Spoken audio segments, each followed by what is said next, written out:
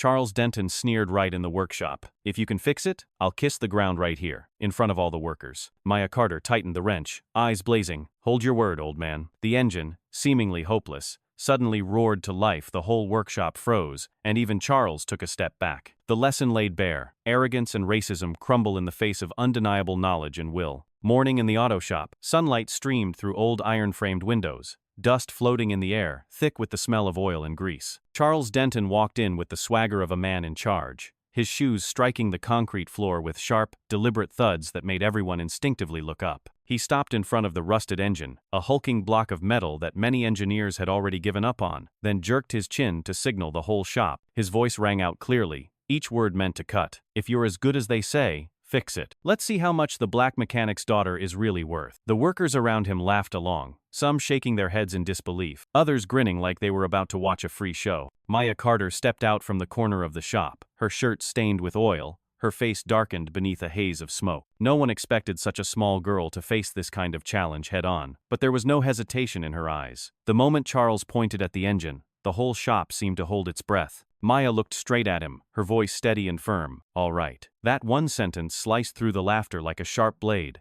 tearing open the atmosphere already thick with contempt. Charles curled his lip, a half-smile twitching with mockery and satisfaction. He twisted the knife deeper with a bitter jab. "If you pull this off, I'll kiss the ground right here." Gasps echoed through the room. A few workers whistled in amusement, and laughter erupted like they were watching a joke that couldn't possibly go wrong. The energy shifted, not out of belief in her, but from the twisted thrill of watching someone fail. In one corner of the shop, Elias Carter stood silently, watching it all. His hand gripped the edge of his shirt, his face so tense that the veins on his neck stood out. He knew exactly how much power Charles held, and he knew this wasn't just an insult, it was a strike aimed at crushing the last shred of pride left in their family. Inside, Elias boiled a storm of fear and fury, and he nearly stepped forward to intervene, but his daughter's eyes stopped him. Maya was staring straight at the engine, her pupils lit like something was burning deep inside. It was a fire that made Elias realize she was no longer a child to be protected, but a warrior ready to enter a fight with no mercy. The shop stayed silent for a few seconds after Charles spoke, then whispers began to rise. A few workers chuckled quietly. One muttered, "This girl's got a death wish. Never seen anyone ask for trouble like that." Another replied, "That engine's been dead for months. Even the company engineers gave up. She's just digging her own grave." The words reached Elias, making him clench his jaw, but Maya didn't move an inch. She didn't look around, didn't respond, didn't explain. She let the silence and the fire in her eyes speak for her. Charles stepped forward, his shadow falling over Maya, and his voice dropped, slow and deliberate, like delivering a death sentence. "I'll give you a chance, right here in front of everyone. This engine is a graveyard for the self-deluded, and you'll soon be the next name on the list. Remember this. The whole town will recall today as proof that you could never rise above your place." Each word landed like a blade, not just striking Maya but shredding Elias's pride, turning him into a helpless joke in front of them all. But Maya didn't flinch. She stepped fully into view, standing face to face with Charles, only a few feet between them. "Keep your word," she said, her voice dry but ringing clear, pulling every gaze toward her. "I won't just fix this machine. I'll show you that worth isn't defined by skin color or status." Her words made Charles pause briefly, but then he laughed, a cold, sharp sound, turning to the workers. "Hear that? She thinks she can lecture me. Fine, I'll let her play this out." In that moment, the air in the shop seemed to thicken. You could hear oil dripping from an old pipe onto the concrete. Maya lowered her gaze to the engine, placing her hand on the rough metal surface, feeling its erratic warmth and cold through her skin. Elias watched, seeing his small daughter surrounded by a sea of contemptuous eyes. But he also saw something else, an unshakable confidence. For the first time in years, Elias realized that today's humiliation was no longer his burden alone. His daughter had chosen to carry it and turn it into her own battle. Charles stepped back half a pace, waving his hand. "Everyone, keep your eyes open. Don't miss a second. This will be a rare show." His voice echoed, triggering laughter around the shop. Maya didn't turn, didn't respond, but in that silence was a declaration, a challenge carved deep into the room by her piercing gaze. The entire shop sank into a heavy stillness, the tension so thick that even breathing became part of the standoff. Charles's fury, Maya's burning eyes, and Elias's silent helplessness wove together a scene with no way out. And just when everyone expected a farce, Maya turned that challenge into the starting point of a reversal no one had dared to imagine. Charles Denton's mocking voice hadn't even faded when he swept his gaze around and waved for all the workers to gather. The clatter of steel-toed boots echoed across the concrete floor as bodies closed in around the old engine, like spectators gathering for a show. Charles sat on a wooden chair near the workbench, leaned back, slapped the table hard enough to rattle his coffee cup, and shouted with a voice sharp as a blade, "Let's enjoy the comedy." Even the company's engineers gave up on it. So what can a grease-covered girl possibly do? Laughter broke out among the men. Some lit cigarettes, others whistled in mock support. They weren't watching a challenge. They were waiting for entertainment. Maya Carter stood firm, not stepping back, her eyes locked on the rusted engine. Her answer came short and steady, a vow more than a reply. "Let my actions speak." For a second, the laughter around her faltered. The way she spoke, each word carried a pride no less than Charles's. But the moment passed, and the muttering returned, followed by sharp, mocking remarks that turned the shop into a noisy marketplace of jeers and ridicule. Elias Carter stood close by, his hand trembling slightly as he reached out to grab his daughter's arm. His eyes were full of worry, the veins on his neck taut, and his voice barely more than a whisper. Just enough for Maya to hear. "You can stop, no one will blame you." But she pushed his hand away with a swift, decisive motion that mirrored her faith in herself. She looked up, meeting his gaze directly, and spoke with a quiet force only someone shaped by pain could summon. "Father, trust me." Elias froze, his tired eyes reddening. He stepped back half a pace, letting her stand alone, surrounded by a shop full of onlookers. Charles squinted, lips curling into a smirk as he took in the scene. He turned to his closest men and spoke like he was delivering a verdict. "Look at that. A girl so confident she brushed off her own father. That kind of spirit deserves to be in textbooks, but the ending will still be the same total humiliation." As his words landed, the crowd roared again. One man banged on a car shell to add noise, turning the space into a circus where Maya stood at the center of ridicule. An older worker with a wrinkled face and a smoker's rasp laughed loudly. "If she pulls this off, I'll carry all this scrap home myself." Another cut in, "Forget that.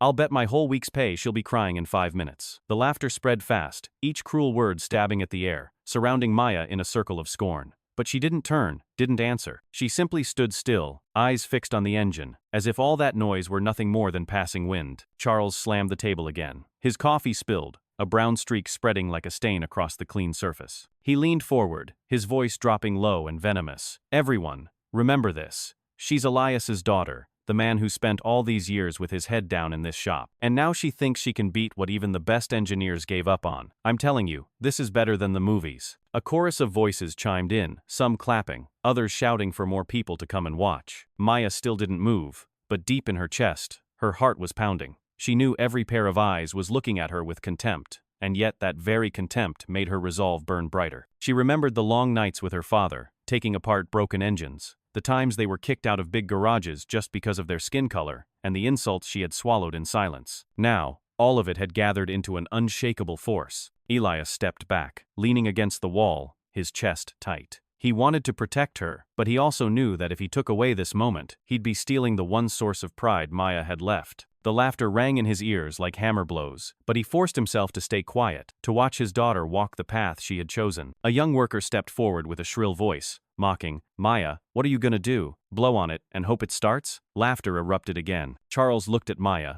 raising an eyebrow. "Hear that? Even these guys are smarter than you. I'll count every second until you give up." He pulled out a pocket watch, flicked it to life, and the glint of metal caught the light, drawing even more attention. Maya lifted the wrench. The cold steel tightening in her grip felt like a surge of strength running through her. She didn't need to reply because she knew any word now would only feed the laughter. The only answer she could give was to begin. Charles laughed louder, leaning back in his chair like an audience member savoring the downfall of his opponent. The air in the shop thickened, every person circling, every mocking word crashing down like waves. But inside Maya's mind, it all faded. Only her heartbeat remained, and the image of the rusted engine in front of her. She knew this wasn't just a fight to prove her skills. It was a fight for respect for herself, for her father, and for everyone who had ever been looked down on. Charles's voice cut through one last time, sealing the moment. "Everyone, remember, today is the day this girl becomes the biggest joke in this shop's history." Cheers answered him, loud and final like a shared verdict. But at the center of that storm of ridicule, Maya Carter stood tall, eyes blazing, hands ready, and the promise she made to her father echoing in her heart. "Trust me." The moment ended in a flash of silence as Maya stepped toward the engine.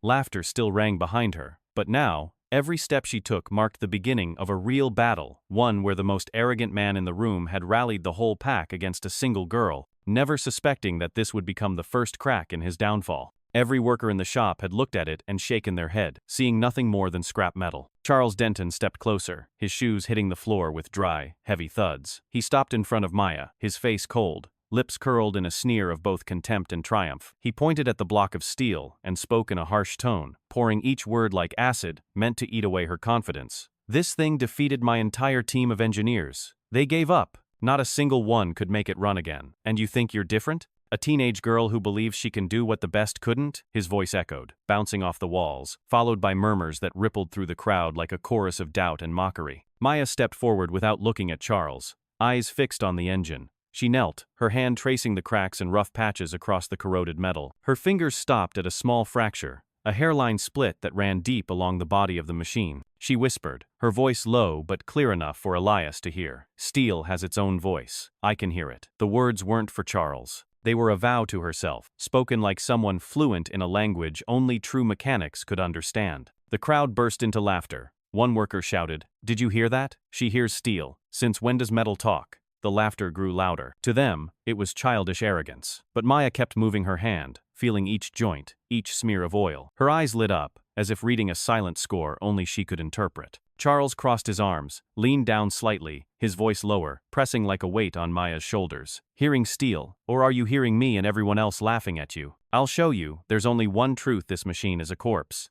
He emphasized every word, his eyes flashing with a cruel delight at the sight of Maya surrounded by a forest of ridicule. Elias Carter stood silently behind them, his heart clenched. He had dismantled hundreds of machines, heard thousands of metallic echoes, but as he watched his daughter place her hand on the engine, he saw something he had never seen before: pure, undistracted focus. The jeers weren't a burden anymore. They were a backdrop, making Maya shine brighter. Elias wanted to believe in her, but fear still crept in, because Charles wasn't wrong. So many had failed before her, even renowned engineers. Maya didn't let the mockery enter her thoughts. She continued running her fingers across the surface, tapping on a hollow spot, leaning close to listen. In her mind, every response wasn't just an empty sound. It was a signal. It was code. She saw where the wiring had burned not from age, but from a wrong connection. She saw the lock joint not rusted, but misaligned from the start. Every flaw told a part of the story, and Maya was the only one listening. Charles laughed again, lifting his head high and scanning the workers as if calling the entire shop to witness his words.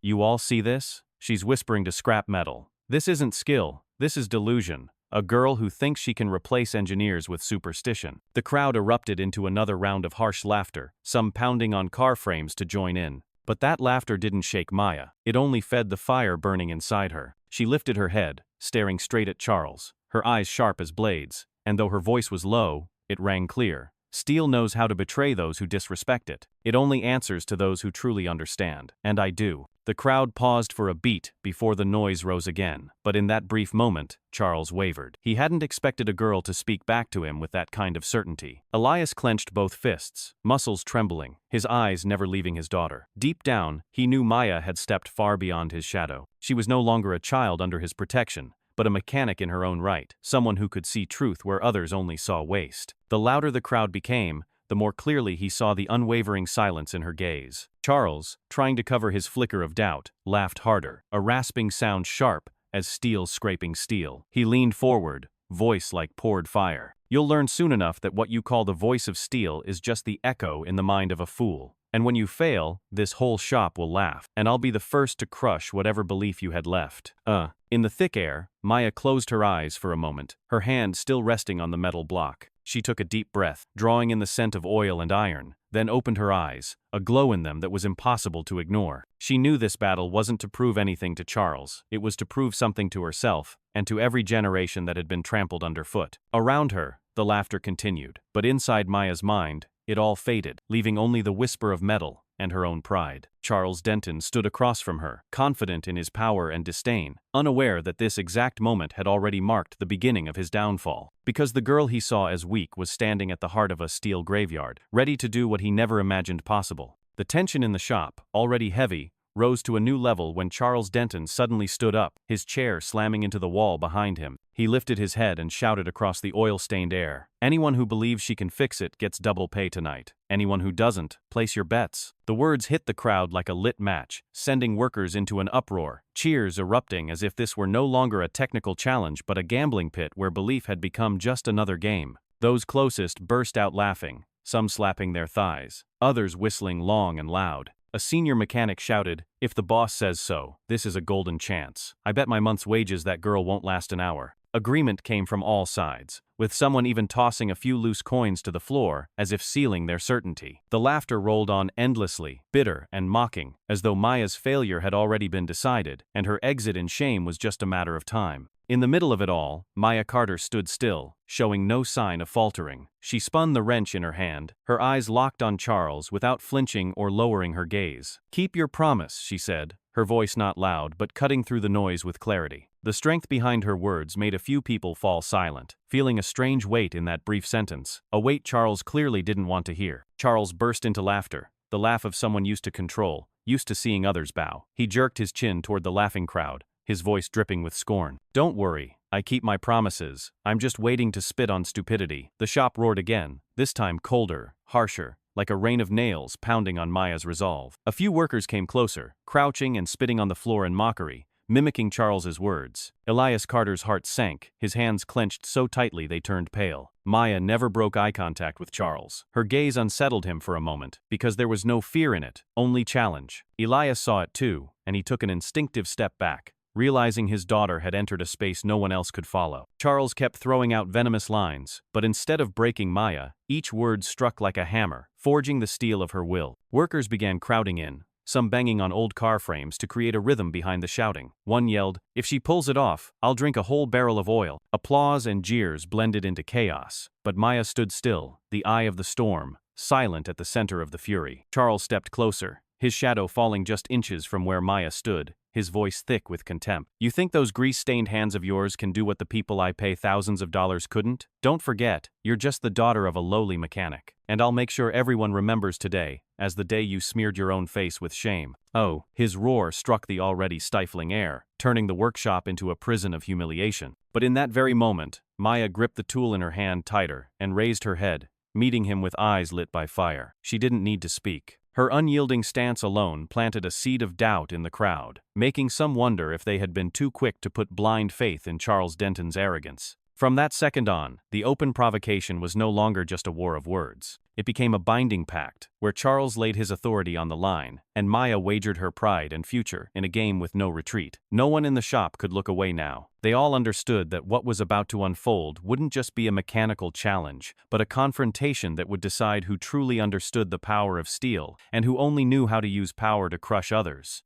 Just as the noise in the shop began to settle, Charles Denton suddenly walked over to the tool bench where Maya was working. With a swift motion, he knocked over the box of bolts and screws. Metal clattered across the concrete floor, each piece skittering and scraping like a cruel laugh echoing his latest insult. Charles curled his lip and muttered casually, "Oops, clumsy me." His voice blended into the whispers and chuckles of the workers, setting off another wave of laughter, as if the whole scene had been staged to shatter Maya's focus. Maya didn't blink, didn't even glance at Charles. She bent down and calmly picked up each piece, her movements precise, eyes fixed on the floor, as if to prove that no shove was enough to shake her will. Her oil-stained hand gripped the small parts tightly before placing them back into the box, each click quiet but sharp in the thick air. When she looked up, her voice was low and steady. "My hands still work." The crowd paused for a second, caught off guard by how such simple words cut through and stripped the prank of all its meaning. Charles let out a dry laugh, his eyes narrowing with mockery. He stepped in closer, so near that the bitter scent of coffee and cigarettes hit Maya's face. His voice pressed hard, each word as sharp as a verdict. "Those hands are made for wiping oil, not fixing machines." Laughter erupted again, louder, with someone stomping the floor for effect. The workshop heated up, the atmosphere charged as if everyone was waiting to see Maya finally break. But Maya didn't back down. She reached for the large wrench beside her and gripped it so tight the metal screeched in her hand, a sound that echoed cold and strong across the shop. It was a wordless reply, a signal that she was ready to meet the challenge head-on. Charles saw the fire in her eyes. His smirk twitched, a flicker of unease showing for just a moment, though he stayed firm, trying to act unfazed. Elias Carter, standing among the crowd, felt each second drop like tons of steel on his chest. He saw his daughter not flinch, not tremble, but stand face to face with a man who had built his power on humiliation. The screech of that wrench told Elias that Maya was no longer just resisting an arrogant boss, but standing up to the very system that had crushed their family for generations. Charles wasn't finished. He stepped in once more, voice dripping with sarcasm.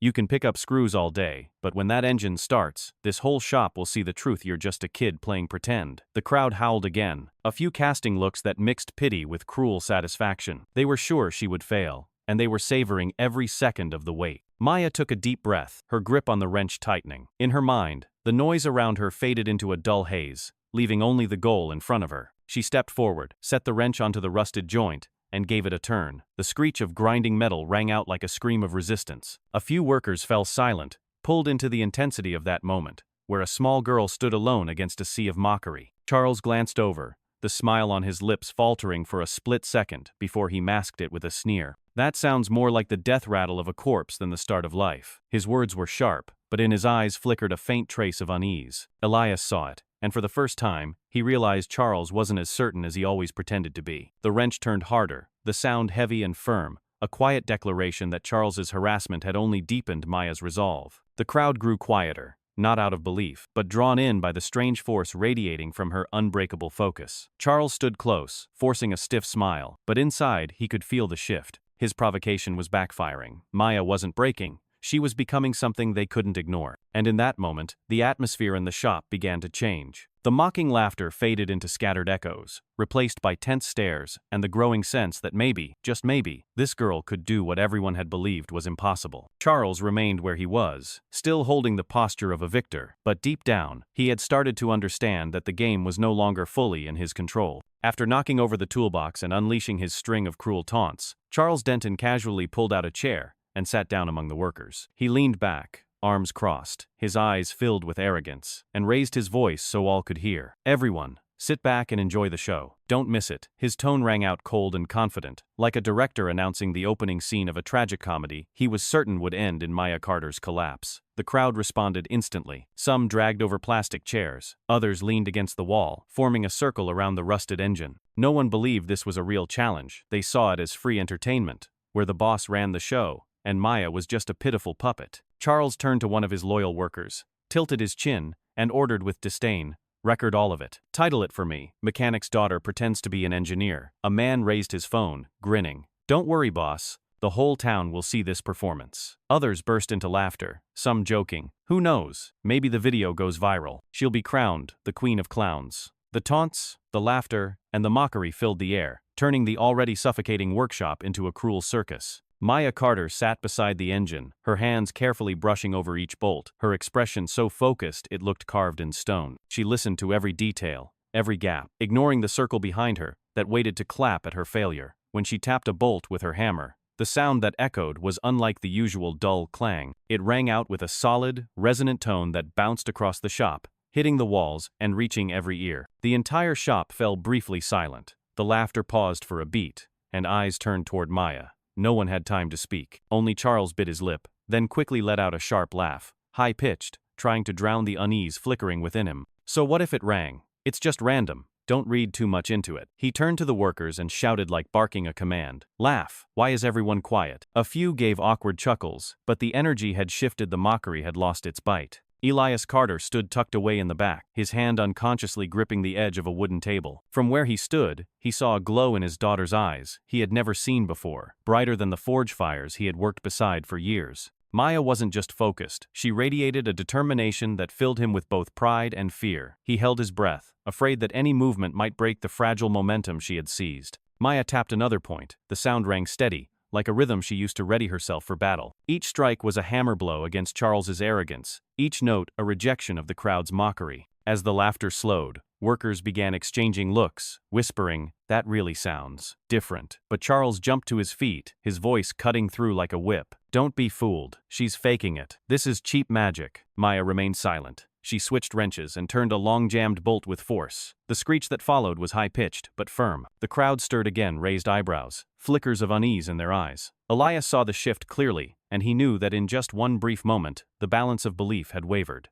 Charles sensed it too. He forced himself to hold ground, dropped into his chair, crossed his arms so tightly his joints cracked, muttering under his breath, "She can't. She'll never pull it off." Inside the shop, the scene split in two. On one side, Charles and those still managing awkward smiles. On the other, growing silence where no one could deny that something was happening. Maya sat at the center, eyes sharp, breathing steady, every motion deliberate and sure. Elias watched his daughter and felt time pause, his heartbeat sinking with every strike of her tool. He realized this moment had passed the limits of spectacle. It had become a true confrontation between a girl with an iron will and a man who had built his power on ridicule. And in that sudden stillness, everyone understood that no matter the outcome, the show Charles had hoped for was no longer a joke. He himself had turned it into a public battle, and every strike, every unwavering glance from Maya, was undeniable proof that this free entertainment was now turning its back on the man who staged it. The air inside the shop turned stifling after the ringing strikes of metal. Some workers still tried to laugh, but the sound had lost its force. Charles Denton noticed the shift-saw eyes beginning to watch Maya with curiosity instead of ridicule, and it made his blood boil. He knew if he let this moment pass, control would slip from his grasp. So he shot to his feet, shoved a hand into his coat pocket, and pulled out an old silver watch, worn with time. He held it high for all to see, his voice cutting through the room like a hammer blow. "You have 10 minutes. If that engine doesn't start, you're down on your knees scrubbing my floor." His voice echoed off the oil-stained walls, shaking the room as the crowd erupted in cheers, excited by the added drama. One worker laughed out loud. "Her on the floor? That's better than the engine starting." Another whistled. Someone else banged a steel drum to set the beat for the countdown Charles was about to lead. Charles stared at Maya, challenge burning in his eyes. He lowered his voice, slow and deliberate. 10 minutes, not 1 second more. Every tick will march you closer to becoming the biggest joke this shop has ever seen. He began to count, his voice booming. 10. The workers echoed the number, their shouts crashing together like blades slicing through the fragile silence where Maya focused. Elias Carter felt blood rush to his head. He wanted to charge forward, to scream that the countdown was rigged, unfair, but his feet felt bolted to the floor. He could only look at his daughter, lips trembling but voiceless. In the eye of mockery's storm, Maya raised her head, her eyes blazing like fire, and answered through clenched teeth, "I won't be the one kneeling." Her voice struck like a vow, stopping a few in the crowd for a second before the laughter returned, more hesitant than before. Charles didn't stop. He pushed on. 9, 8. Each number hit like a nail into a coffin, pressing Maya into a corner with no escape. The workers kept the chant alive, shouting the countdown until the walls seemed to vibrate. One yelled, "Hurry up, girl, time waits for no one." Another sneered, "No need to rush. She'll break before the clock runs out." Maya gripped the wrench tighter, feeling each tooth of the gear grind against the other. The dry scrape of metal became her shield, cutting through the chaos. In her mind, the shouting faded, replaced only by the sound of her heartbeat and the creak of the engine. She dropped to one knee, touched the jammed rotary joint, gave it a turn, and a sharp, high-pitched screech rang out. The crowd exploded with laughter. Charles shouted, 7. But within that screech, Maya heard steel give way, felt the tiny shift of resistance cracking open. Elias brought a hand to his mouth, holding his breath. Eyes locked on every movement she made. He saw her hands steady, every turn decisive, every strike rhythmic. He knew Maya was on the right path, but he also knew that the countdown Charles had started was tightening around her like a noose. Charles kept counting, his voice sharper with each number. 6, 5. The workers echoed him, their chants mixing with the stomping of boots on the concrete, creating a rhythm like an execution march. Maya bit her lip, sweat rolling down her forehead and dripping onto the hot steel, rising in a faint sizzle. She turned the wrench again, and this time the bolt snapped loose with a crisp click, a small sound that shook the mood in the shop. A few workers stopped chanting, glancing at each other in confusion. Charles frowned, but quickly masked it by shouting louder. 4. His voice echoed through the room, but it no longer carried the same force. It was tinged with urgency. He knew that if Maya held her focus, if she found the rhythm of the machine, the stage he had carefully set would begin to crumble. Maya exhaled hard, her hand moving in sync with the steel grooves. She pressed her ear to the engine's frame, listening to its faint murmurs, then whispered with a tight smile, "You're resisting, but I know you want to come back to life." The shout of 3 rang from Charles, followed by stomping from the crowd, but it no longer drowned out the steady torque of the wrench in Maya's grip. Elias clasped his hands behind his back and bowed his head slightly, whispering as if in prayer, though his eyes never left his daughter. When Charles yelled, 2, Maya gave a sharp pull, and the rotary joint popped loose, a chunk of rust clinking onto the floor. The workers flinched, no longer chanting in unison, their eyes now locked on the engine, a flicker of surprise and doubt breaking through their smug certainty. Charles roared, 1, like a man desperately clutching the last thread of control. But in that exact moment, Maya made the final twist. The engine shuddered, letting out a deep, guttural groan that echoed through the shop. The entire crowd fell silent, so still that Elias's heavy breathing could be heard. Charles froze, hand gripping his watch, its ticking still steady, but the silence around him felt louder than any countdown. Maya lifted her head, eyes sharp as steel, hands steady on the wrench. The countdown wasn't over, but she had already proven something undeniable. The numbers Charles hurled at her hadn't broken her. They had pushed her closer to toppling his arrogance. What was meant to be a blade had become a hammer striking in rhythm with her resolve. In that tense moment, everyone understood the game was no longer a joke. Every second Charles tried to turn into a death sentence had become a step forward for Maya Carter, proving she had every right to stand tall, not just before a prideful boss,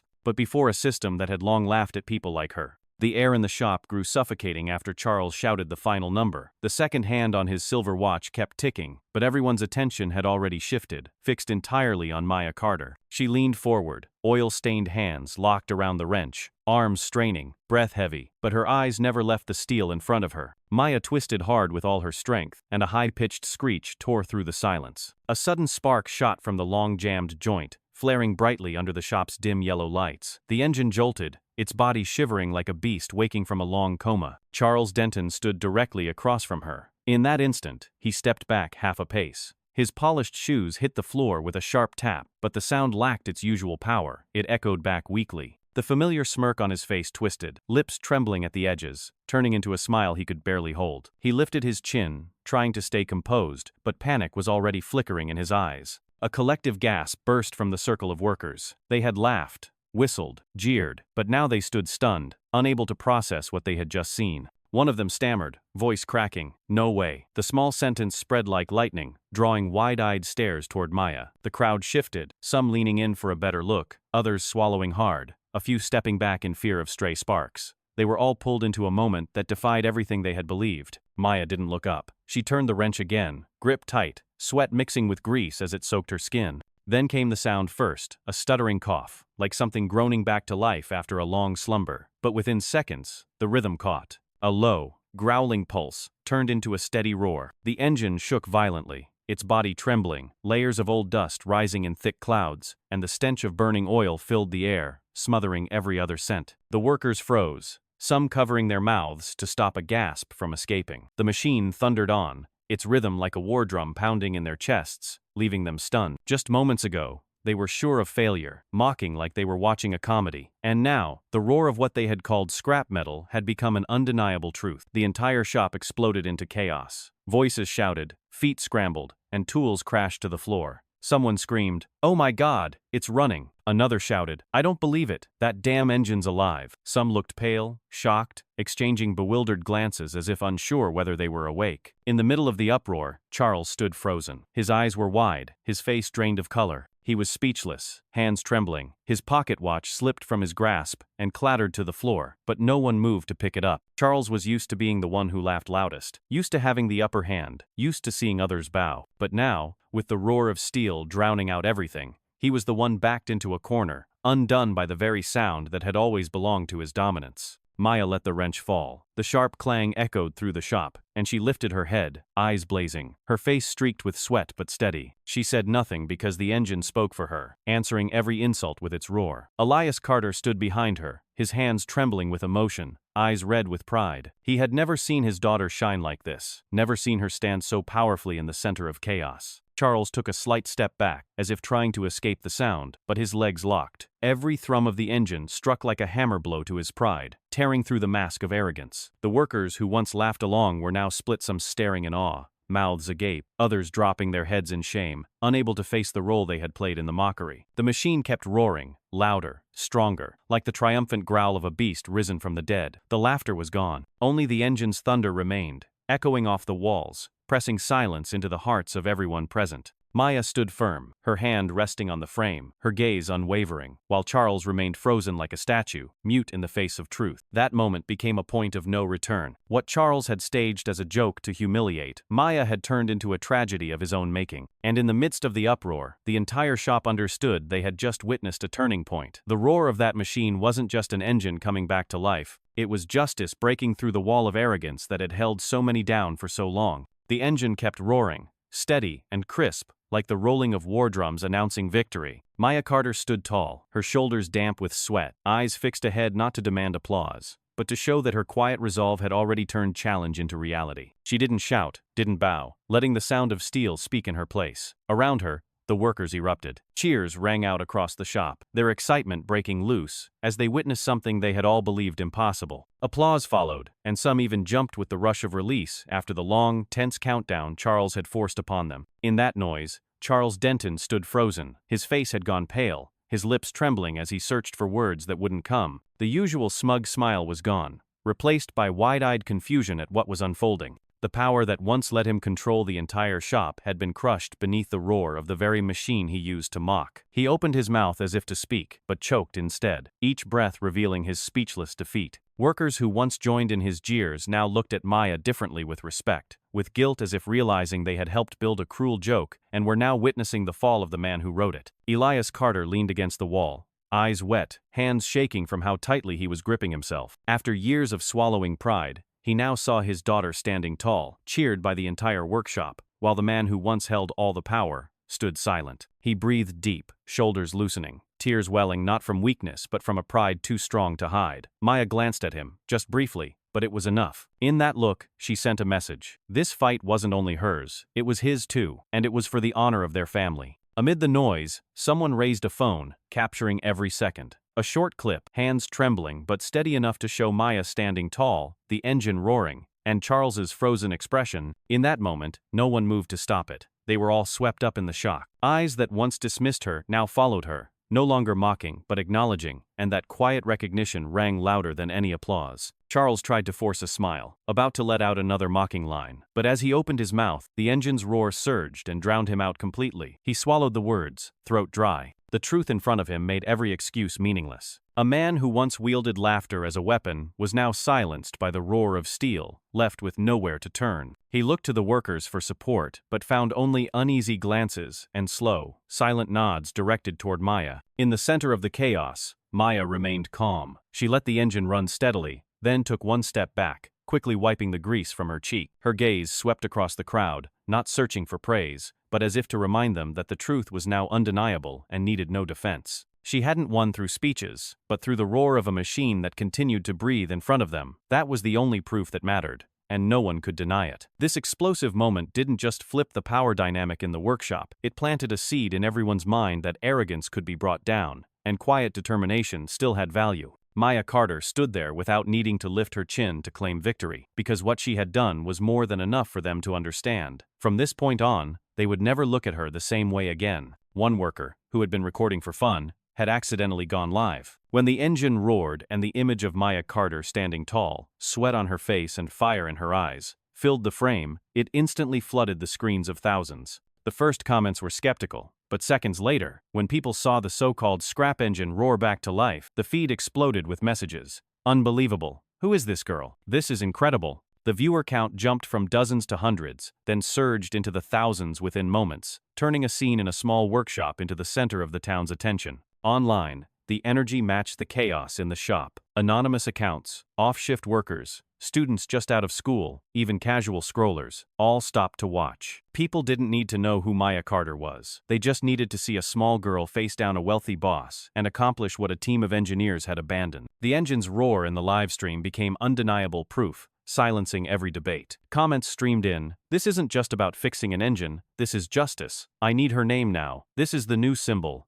Then, like a chain reaction, hashtags began to spread. At first, just a few quick tags. Number, impossible engine. Number, Maya wins. But within minutes, they became a flood. Viewers reposted the video, added captions, voiced outrage over the boss's arrogance, and admiration for the girl who stood her ground in a room full of mockery. Online, comment after furious comment appeared. This is blatant abuse of power. She answered with the truth. Charles Denton should bow his head. The hashtags climbed local trending charts, then spread beyond. Number, impossible engine became the most searched term of the day, and number Maya wins exploded, tied to countless posts, reactions, and clips. Some people stitched together the image of Maya, gripping the wrench with Charles's awkward smile. Side by side, a perfect portrait of power shifting hands. Others kept it simple. We just witnessed history in a small-town workshop. Inside the workshop, the crowd remained in chaos, but Maya paid no attention. She heard the engine roar, felt the vibration running through her hands, and knew that this moment no longer belonged to the four walls around her. It had escaped, spreading across screens miles away to people who had never heard her name, but were now cheering it as a symbol. Elias Carter stood beside her,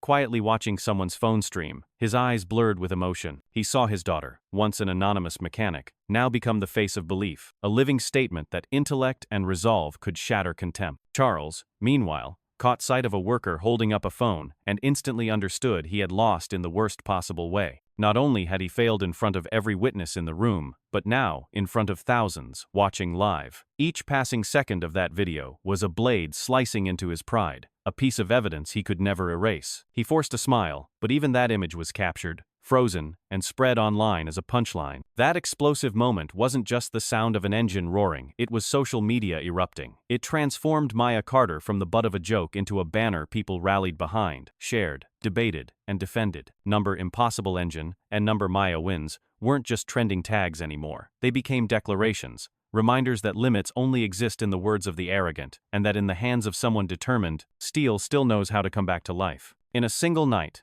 the video from the old machine shop exploded with a speed no one anticipated. The footage of Maya Carter standing before the rusted engine and bringing it back to life roared beyond the bounds of a local event, surging into a full-blown phenomenon. The video soared to millions of views, saturating every platform, from modest personal pages to major news outlets that reshared it. The tidal wave of attention thrust Maya into the spotlight, while the name Charles Denton became synonymous with defeat on the very stage he had constructed. Comments cascaded endlessly like an unstoppable waterfall. "The girl taught the arrogant boss a lesson," one person wrote, earning thousands of likes. Another replied, "This isn't just about fixing a machine, it's a slap in the face to those who belittle the underdog." In video edits, Maya was compared to great figures who overcame adversity, while Charles was ridiculed as the emblem of fallen arrogance. Still, shots from the clip, Maya standing tall with steely eyes beside Charles's frozen face, spread everywhere as a silent yet powerful contrast. Online news sites joined in, covering the story from varied angles. Some focused on the technical aspect, analyzing Maya's intelligence in identifying flaws in the engine's structure. Others explored the social dimension, criticizing Charles for turning a workplace into a stage for public humiliation, arguing that his actions reflected ongoing prejudice. Though their lenses differed, all reports shared one thing. They acknowledged Maya Carter as someone who shattered boundaries and proved her worth through both knowledge and courage. While Maya remained in the workshop with her father, continuing her daily tasks, her image radiated outward. Schools shared the video to show students that perseverance can turn the impossible into reality. Community groups asked, "How many talented people have been buried under scorn before they had a chance like Maya?" Conversations ignited, from coffee tables to auditoriums, from small gatherings to major forums, all revolving around the name Maya Carter. Charles, on the other hand, became the target of fierce backlash. Clips of him knocking over tools, crossing his arms with a smug grin, or shouting the countdown were paired with mocking music and shared widely. He was labeled the defeated man, a poster boy for toppled arrogance. Scathing comments emerged. When power relies only on humiliation, it collapses just this fast. The wave swept away any defense he might have prepared, as public sentiment had already turned against him. Amid this digital storm, Maya remained silent. Her silence only deepened public support, as people recognized that the thunderous roar of the engine had said everything that needed to be said.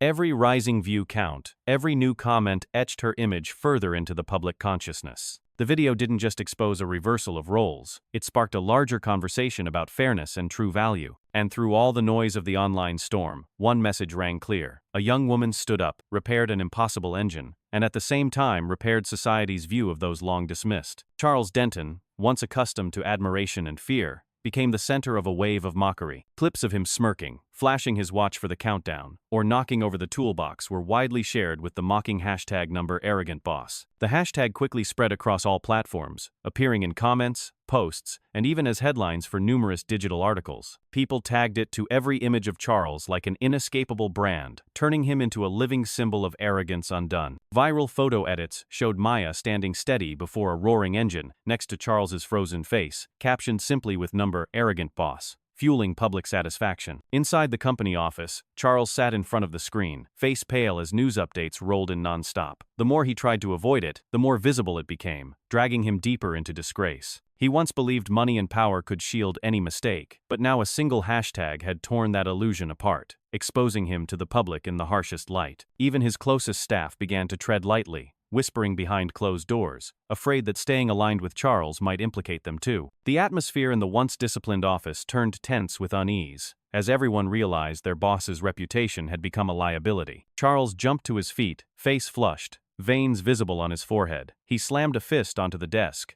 the sound reverberating through the room. His voice thundered with a mix of rage and desperation. "I won't let this slide." Assistants flinched, quickly looking away. That sentence wasn't just a flare of anger but a vow to himself. He would find a way to reclaim control, even if it meant resorting to underhanded means. But the more he raged, the more powerless he seemed against the viral momentum of the internet. Outside, the storm surged on. Satirical accounts competed to release new clips, mocking posts, and stories that used arrogant boss to recount personal experiences of injustice. The movement spread, turning Charles into a symbol of all forms of oppression and bias. Voices that had long been silent now rose together, finding in the arrogant boss a vessel for their outrage, while Maya became the emblem of defiance. In Charles's mind, everything felt like a nightmare that wouldn't end. He saw himself surrounded by criticism, with no path left to cover it up. Every time he opened his phone, he was confronted by his own distorted face and memes. The anger pushed him to act, but deep down, fear gnawed at him, because he knew his authority was slipping into the hands of the very crowd he once dismissed. And when the sound of his fist on the desk faded, the room fell silent again, leaving only his heavy breathing mixed with a bitter truth. This battle had spun beyond control, and from now on, the name Charles Denton would forever be tied to the humiliating mark known as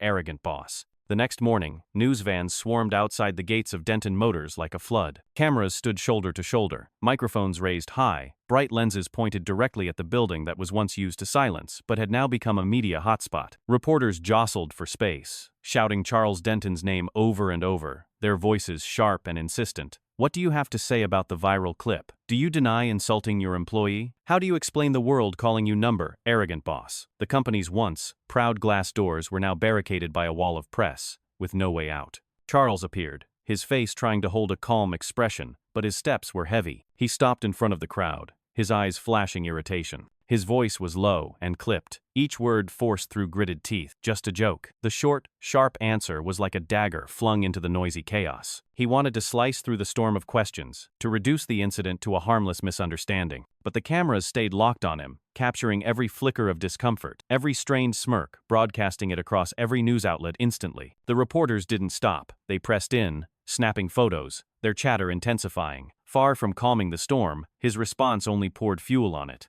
A young journalist pushed forward, microphone inches from his face. If it was just a joke, why did an employee live stream it? If it was a joke, why did millions see it as humiliation? Charles turned away, his gaze darkening, that forced smile becoming even more defensive. He tried to hurry inside, but the shouting still followed him like a wave crashing behind his back. Inside the office, his assistant rushed to shut the glass doors, but the noise still seeped through. Charles slumped into his chair, lightly pounding his fist on the desk, trying to gather himself. He knew a flimsy explanation wouldn't erase the images circulating outside. Yet pride kept him from admitting fault. To him, bowing to the press would be no different from destroying the reputation he had built over decades. Online, the moment he said, "Just a joke," he exploded into new fury. People clipped the phrase, paired it with footage of Maya standing in front of the roaring engine, and added the caption, "Justice isn't a joke." News sites pounced, headlining, "Charles Denton, a joke or a brutal truth?" Articles dissected, debated, and compared, feeding a media storm that tightened its grip around him.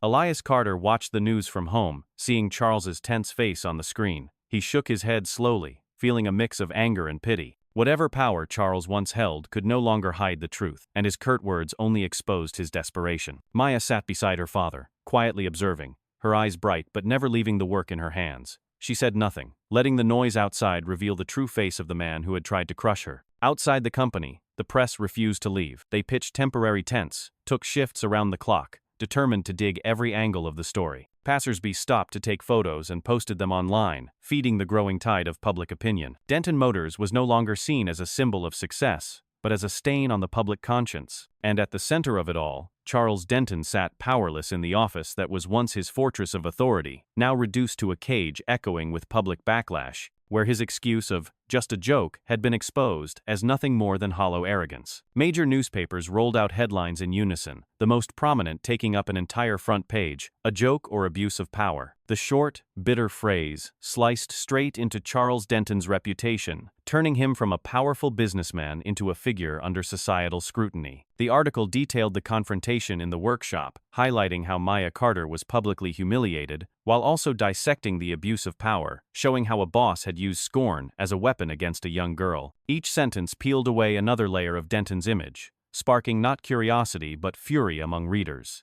The storm grew fiercer when local television aired a 10-minute segment replaying the full video, from Charles's mocking laughter to the engine roaring back to life. It drew viewership rivaling major events, and public discussion spread like wildfire. People were no longer just debating one man's abuse of power, but questioning a society that had long normalized the belittling of working-class individuals. Maya became a living example that truth finds its way out, no matter how loud the ridicule. Meanwhile, reporters flooded the small workshop where Maya and her father still worked each day. Microphones hovered close. Camera flashes lit up the space in bursts. Questions came fast. Do you feel vindicated by your boss's downfall? Will you use this moment to speak to the public? Are you ready to become a symbol? But Maya Carter simply bowed her head, wiped the oil from her hands, and continued assembling the machine in front of her. She remained silent, offering no answers. Her quietness didn't discourage the media. It only fueled the fire, interpreted as a silent assertion that she needed no words to prove her triumph. Elias Carter looked at his daughter, feeling both relieved and swelling with pride. He knew Maya could easily ride this wave of attention to change their family's fortunes, but she chose instead to stay at her post, to keep working as she always had. To him, that choice meant more than any eloquent speech, because it proved Maya's true worth wasn't found in headlines or viral clips,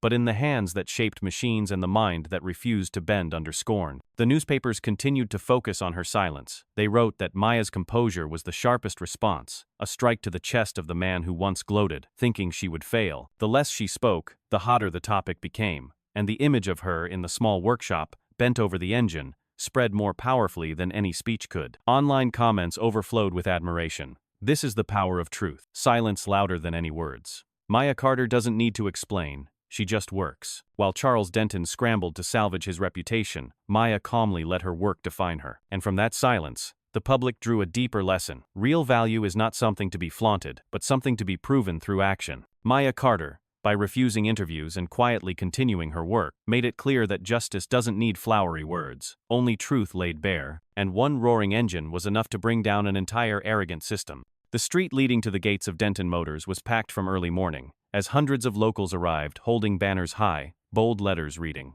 "Justice for Maya. Talent has no color. We stand for truth." The protest wasn't chaotic, but orderly and powerful, as if everyone instinctively knew they were helping write a new chapter for fairness. The chants rang out rhythmically, each steady step forcing the security barriers to retreat, making way for a growing tide of people. Journalists pushed through the crowd, cameras flashing constantly, capturing the moment this small town became the center of national attention. Familiar faces appeared among the crowd. Workers who once labored in the same factory, mothers with young children, elderly folks who had witnessed generations of laborers oppressed, all held their signs high with a rare unity of purpose. They weren't just standing up for Maya Carter. They saw themselves in her, a living symbol of the contempt they had once endured, and the dignity they had always longed for. The chant, "Justice for Maya," echoed through the streets, becoming a resistance anthem louder than any excuse. The momentum grew stronger when engineers and respected professionals across the industry spoke up. A leading engine expert from a nearby city appeared on a live television broadcast, stating, "Just hearing a few parts of the clip,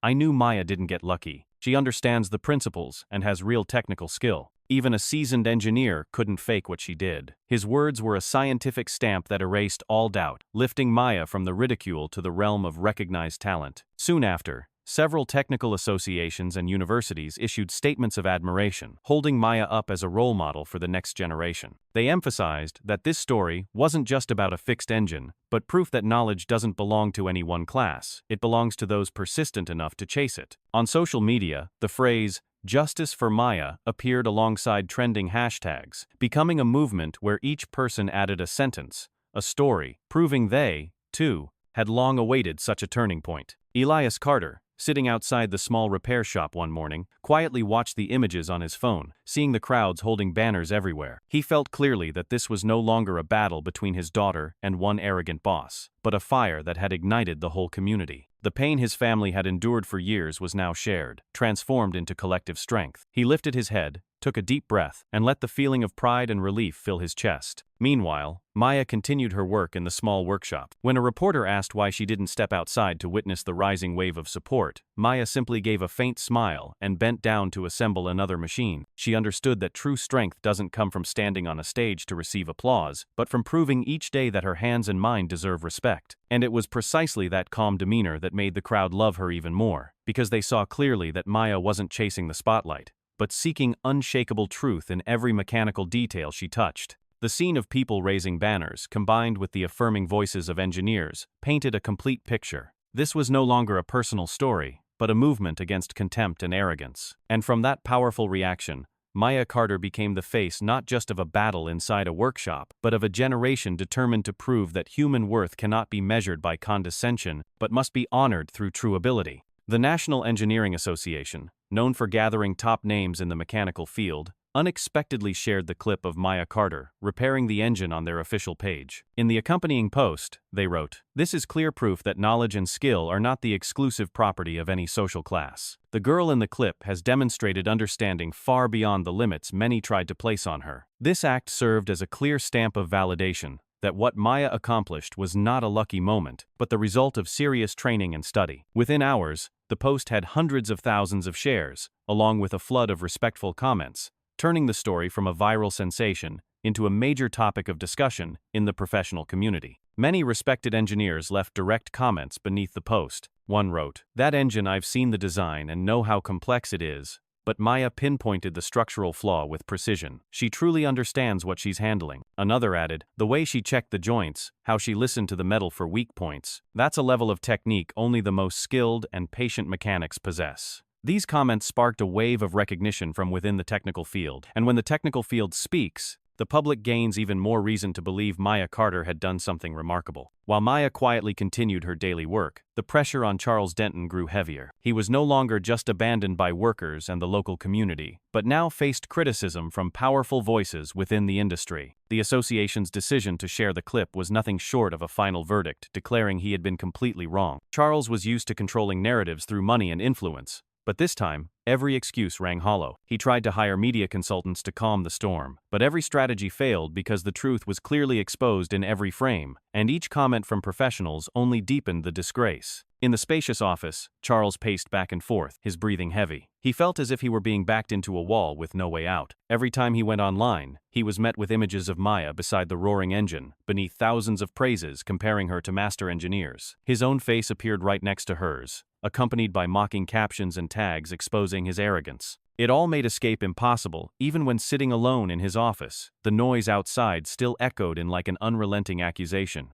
Maya's silence, in stark contrast to Charles's feeble attempts to justify himself, only worsened his image. People said that while a young girl used action to prove herself, a powerful man could only rely on hollow words. And as that comparison spread, Charles's credibility sank to its lowest point. No one referred to him as a successful businessman anymore, only as someone floundering in failure. In the end, what pushed Charles into deeper despair was the isolation from within his own ranks. Several senior managers submitted resignation letters, employees avoided him, and major clients cut their contracts. He realized he no longer had allies, and everything that once allowed him to hold his head high had now turned to choke him. Charles Denton, who once believed he could crush anyone who dared challenge him, was now just a trembling figure, cornered by public opinion, the community, and even the very industry he used to boast about, left to wrestle alone with his impending collapse. The initial protests took place only around the Denton Motors headquarters, but they soon spread to other neighborhoods. People carrying signs gathered at the central square, chanting Maya Carter's name and demanding transparency in the treatment of workers. Student groups organized marches, and many social activists joined in, turning the story from a personal incident into a wave demanding justice.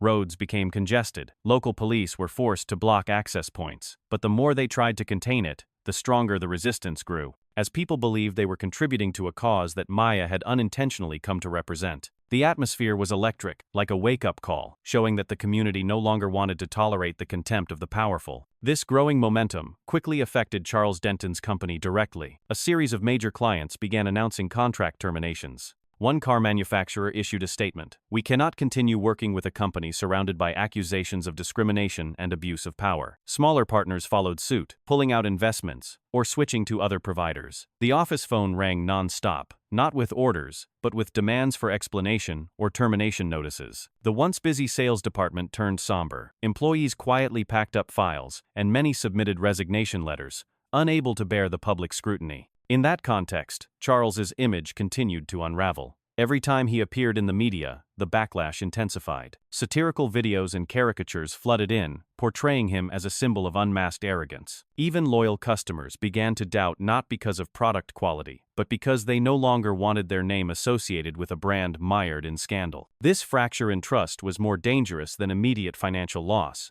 as it threatened the company's foundation for long-term survival. From the outside, Elias Carter saw the collapse unfolding day by day. He didn't gloat, he watched in silence, understanding that this was the inevitable outcome of power built on disdain rather than respect. Maya remained in the small workshop, continuing her work, refusing to be swept up in the swirl of controversy. She let the community speak on her behalf, letting the protests and contract terminations serve as proof that the truth had gained enough weight to shift the balance on its own. The spread of social pressure was like a tightening noose, leaving Charles with nowhere to turn. A company once proud of its business relationships now stood on the brink of crisis, losing contracts, losing credibility, and losing the support of even its most loyal allies. The more he struggled, the clearer it became that this crisis couldn't be silenced with money or power, because it was fueled by the collective trust of a community, something he had lost in a single arrogant moment. And in the eye of that storm, Maya Carter was increasingly honored not because she sought recognition, but because she had become the symbol of a simple truth, that knowledge and resolve have the power to defeat all forms of contempt. While outside public opinion was surging,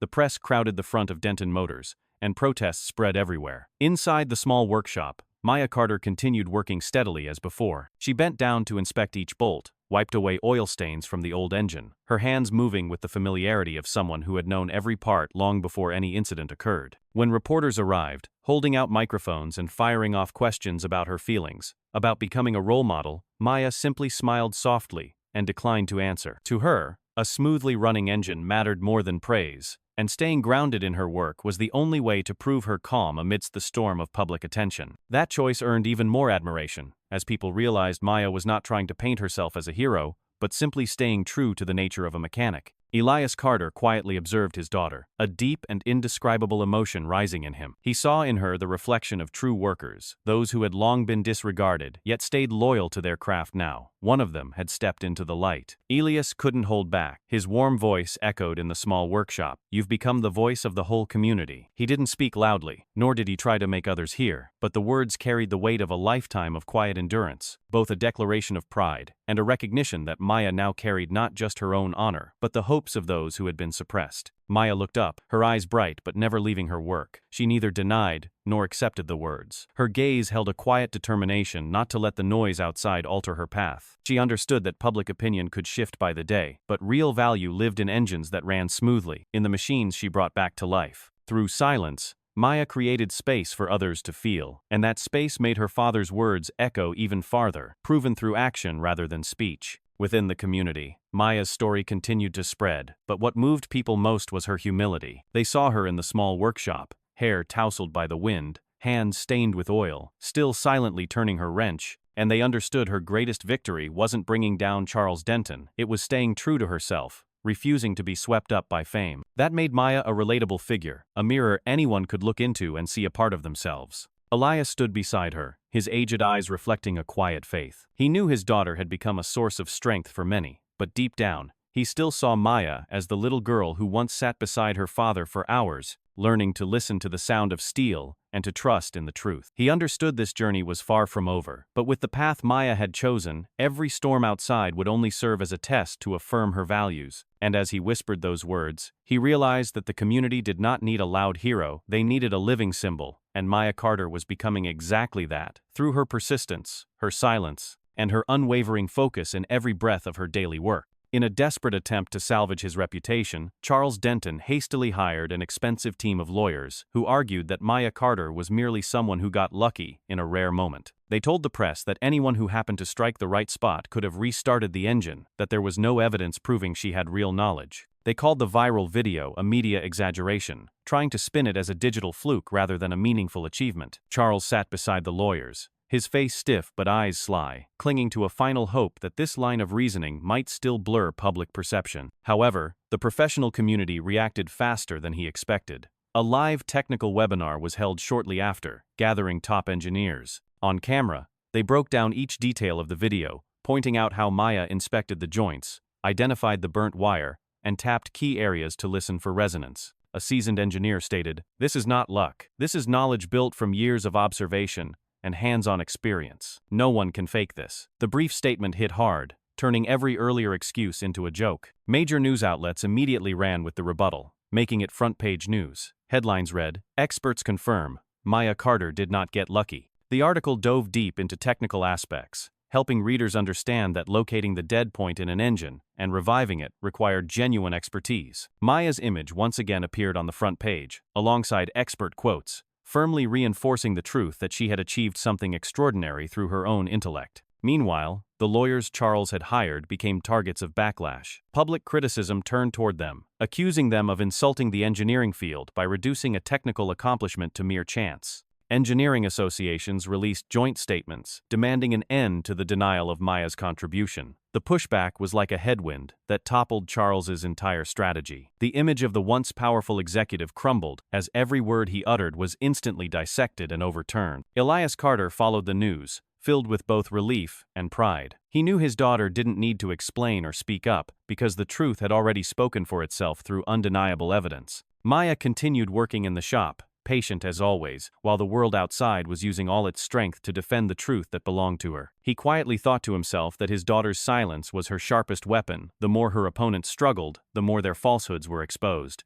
And that was exactly how Charles's lies collapsed, piece by piece. The public no longer listened to him, customers turned away, and the press exposed every corner of his deceit. What remained was only the image of a powerful man clinging to control, but the more he held on, the deeper he sank. Maya's story had moved far beyond the walls of a workshop. It became a collective affirmation that truth stands firm against any lie, and knowledge always triumphs over contempt. The public backlash erupted immediately after Charles Denton's clumsy defense was dismissed by experts. On social media, thousands of blunt comments echoed the same phrase, "Charles equals liar." That line appeared everywhere, from personal status updates to protest banners. It quickly became an unofficial slogan, printed on t-shirts, turned into memes, and was permanently tied to his image. People no longer debated whether he was right or wrong. To the public, the label liar had become the final verdict. No court needed to confirm it. National newspapers continued to dig deep. They published articles with mocking headlines, "Charles Denton, from successful businessman to public liar," accompanied by stark images contrasting his bright ribbon-cutting days with moments of him stammering in front of the media. Each article was shared tens of thousands of times, spreading beyond the town's borders and becoming national headlines. What had begun in a small machine shop was now the centerpiece of a story exposing arrogance and downfall in a man once in power. In that atmosphere, the financial market didn't stay silent. Investors, quick to react to risk, began pulling out. Within a week, Denton Motors plummeted, market charts glowing red as a living symbol of lost confidence. Each trading session closed with record losses, causing alarm among employees and shareholders alike. Analysts were blunt. The reputation scandal had struck harder than any financial challenge because it damaged the company's credibility, the very foundation of its survival and partnerships. Inside the shareholders' hall, the tension only escalated. The same faces that once shook Charles's hand with trust now questioned him coldly, demanding accountability. They emphasized that the company could not continue operating under a leader who had lost the trust of the entire community. Pressure closed in from all sides, from the streets lined with protest signs, from the uproar on social media, and from the cold judgments of the financial world. With each passing day, Charles felt himself pushed back one more step, with no firm ground left to stand on. Elias Carter sat in a small cafe, watching the market news on the wall-mounted television, his eyes filled with quiet reflection. He took no joy in seeing Denton Motors' stock plunge straight down, but he understood it was the inevitable consequence of lies too big to hide. He turned toward Maya and saw her calmly bent over an engine, continuing the work she had chosen. He recognized the clear contrast. While one man was drowning in a storm of arrogance and deceit, the other stood firm with knowledge and resolve. That story was often mentioned as a striking comparison. On one side was Charles Denton, the liar branded by public opinion beyond redemption, dragging his company's value down with him as stocks collapsed.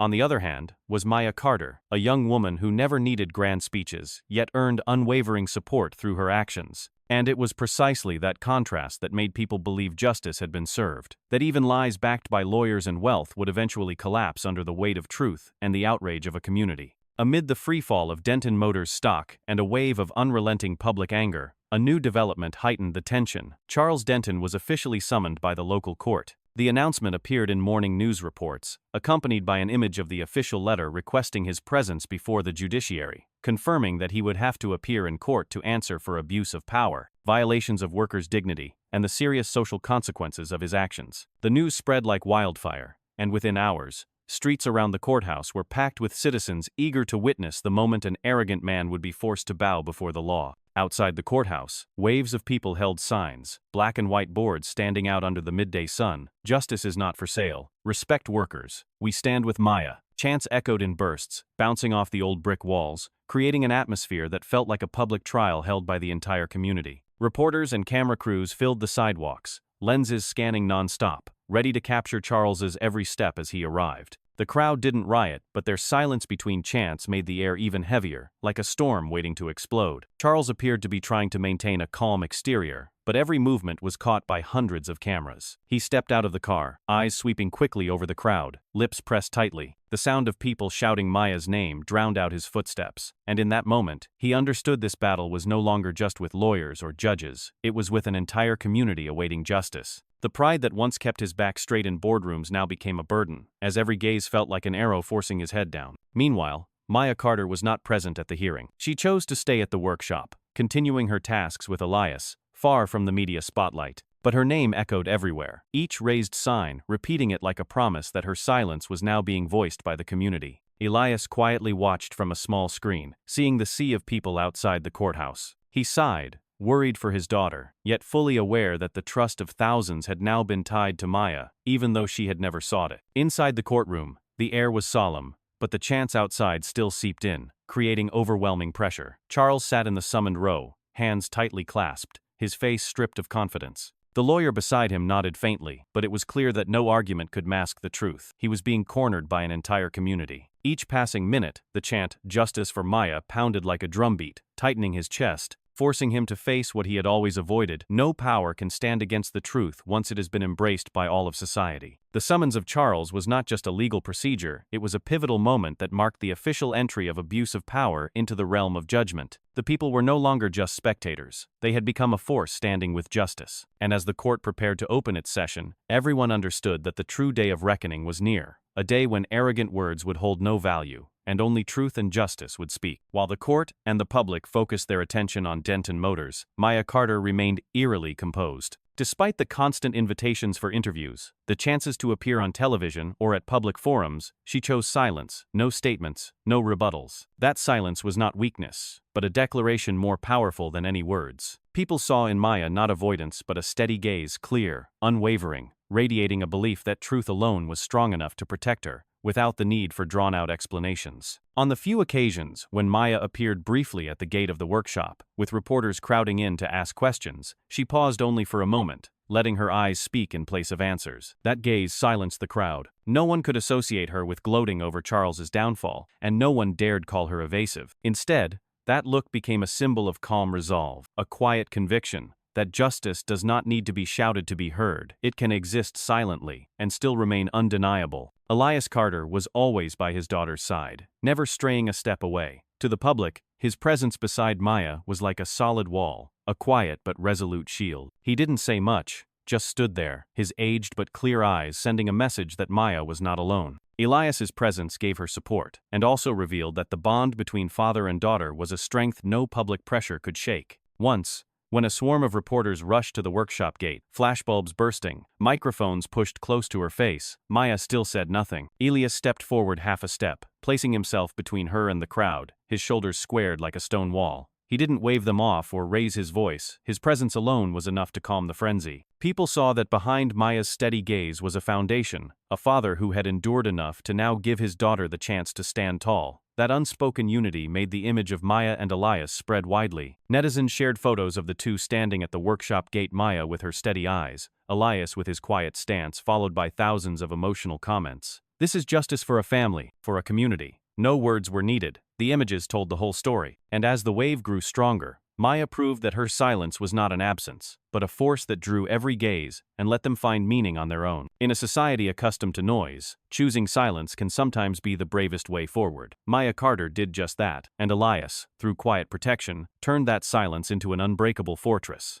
They stood side by side, needing no words, yet made it clear to all that justice was present there in the bright eyes of a young woman, and the steady stance of a seasoned father. On the second day of the trial, the already tense atmosphere thickened as crowds flooded the square outside the courthouse. Cameras recorded non-stop waves of murmurs that swept through the crowd, all waiting to see whether Charles Denton had any defense left for his actions. Inside the packed courtroom, Maya Carter sat silently, her face calm but resolute, her eyes unwavering despite dozens of lenses pointed at her. In the row beside her, Elias Carter suddenly stood when the judge allowed new evidence to be submitted. He pulled a thick file from his briefcase, presenting carefully sealed documents, his voice slow but firm. "I submit to the court these records, proving that my daughter, Maya Carter, previously interned at a military engine research institute, which trains elite engineers and develops defense technologies." As his words ended, the room erupted in murmurs. Camera shutters clicked in a frenzy, and reporters rushed toward the evidence table to capture every page. The documents were opened, clearly showing red seals and verified signatures, confirming that Maya had participated in complex experimental projects under the direct guidance of leading experts. The revelations stunned the courtroom because it explained everything. Maya's success was not a fluke, nor based on luck, but came from skill forged in an environment demanding absolute precision under intense pressure. The crowd buzzed, voices mixing awe and admiration. Someone exclaimed, "Now I understand how she could hear the steel." Another turned to their companion, voice trembling, "A girl who worked on military engines. It's no wonder she pulled off what no one else dared try." Admiration surged like a wave, spreading through the courtroom and spilling out to the square where hundreds stood with signs in hand. Within minutes, news of Maya's past spread in real time, thousands of phones lighting up, social media exploding with posts. "Not just a mechanic, Maya is a certified expert. The secret is out, and the truth shines brighter." While Maya remained still, her eyes fixed forward, Charles Denton sat frozen. He sank into his chair, eyes wide, lips moving but making no sound. He had tried so hard to argue that Maya was just lucky, but now the evidence stood undeniable, verified by a respected research institute, wiping away every flimsy excuse. The crowd turned to look at him, their eyes filled with contempt and scorn, like a verdict delivered by society before the court had spoken a word. Elias stood there, his shoulders slightly trembling, but his voice warm and steady. He did not look at his daughter, instead turning to the judge and everyone in the room. "I didn't want to reveal this file earlier, because my daughter only wanted to prove herself through her own hands. But now, I believe everyone needs to know that Maya truly studied and trained in the harshest environment. And today, she simply did what she has always been capable of doing." His words swayed public opinion even more toward Maya, not because they boasted, but because they felt like a quiet testimony to the truth. Applause broke out from the back rows, at first scattered, then rising quickly into a long, thunderous round. Outside the courthouse, chants of "Justice for Maya" merged with cheers as the news spread through loudspeakers. The atmosphere boiled over, and all lingering doubts vanished, replaced by overwhelming recognition. Maya was no longer just the girl who stood strong in the face of humiliation. She was a talent shaped in the most demanding conditions, now standing as a symbol of how knowledge can rise above all prejudice. The moment the file was revealed, the entire courtroom seemed to freeze. Charles Denton sat paralyzed, eyes wide, jaw slack, unable to utter a single word. Every argument he had ever shouted to the press was swept away by the relentless force of truth. His face shifted from flushed red to pale, his trembling hand rested on the wooden table, knuckles white.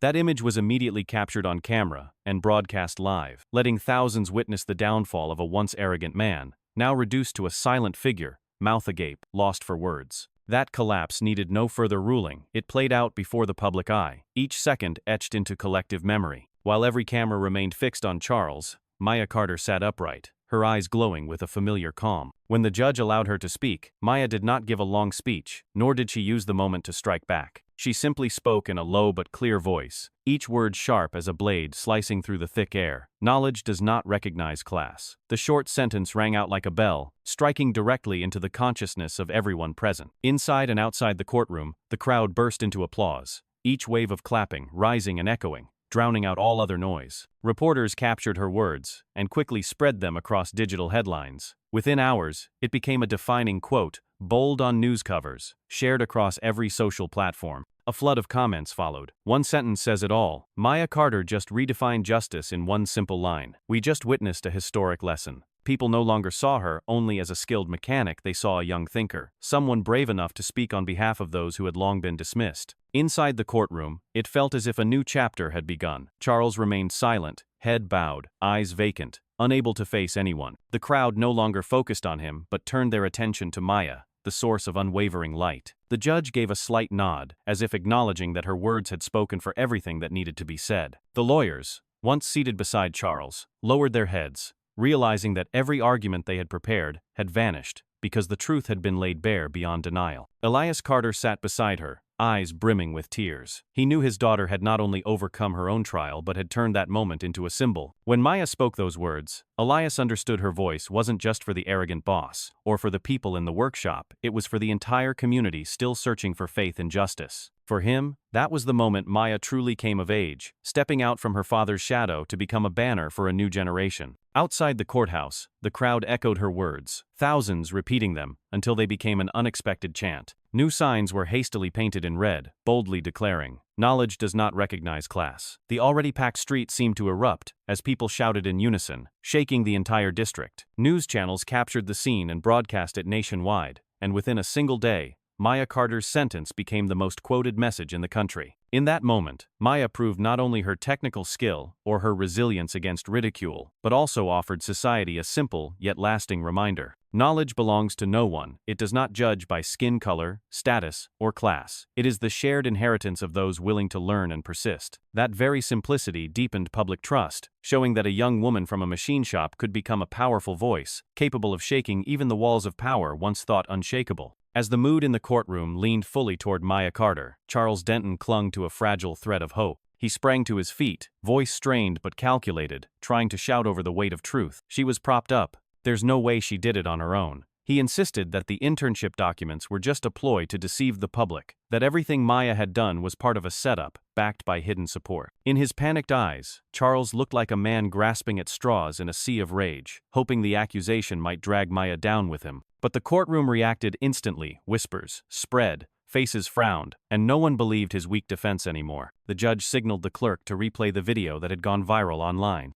The footage appeared clearly. Charles stood with arms crossed in front of the workers, smirking, pulling out a silver watch and barking, "You have 10 minutes. If the engine doesn't start, you're scrubbing the floor for me." Then came the scene where he deliberately knocked over the toolbox, scattering dozens of bolts across the floor, forcing Maya to kneel and pick them up. The room watched in silence, and when the footage showed Charles stomping his feet and shouting each number of the countdown, his entire argument crumbled. The video didn't just reveal abuse of power, it exposed the way he used every trick to corner a young woman with nowhere left to go. The pale blue light from the screen cast over Charles's face, highlighting his confusion and pallor. He bowed his head, hands trembling as they clutched the edge of the table, breath short, like someone stripped bare before a crowd. In the packed courtroom, there was no applause, no cheering, only a heavy silence from hundreds of eyes locked on him like knives pointed straight at his chest. That silence was more brutal than any insult, because it confirmed that no one believed Charles Denton anymore. Across the room, Maya sat still, eyes bright but composed. She didn't need to speak. Truth had spoken louder than any defense.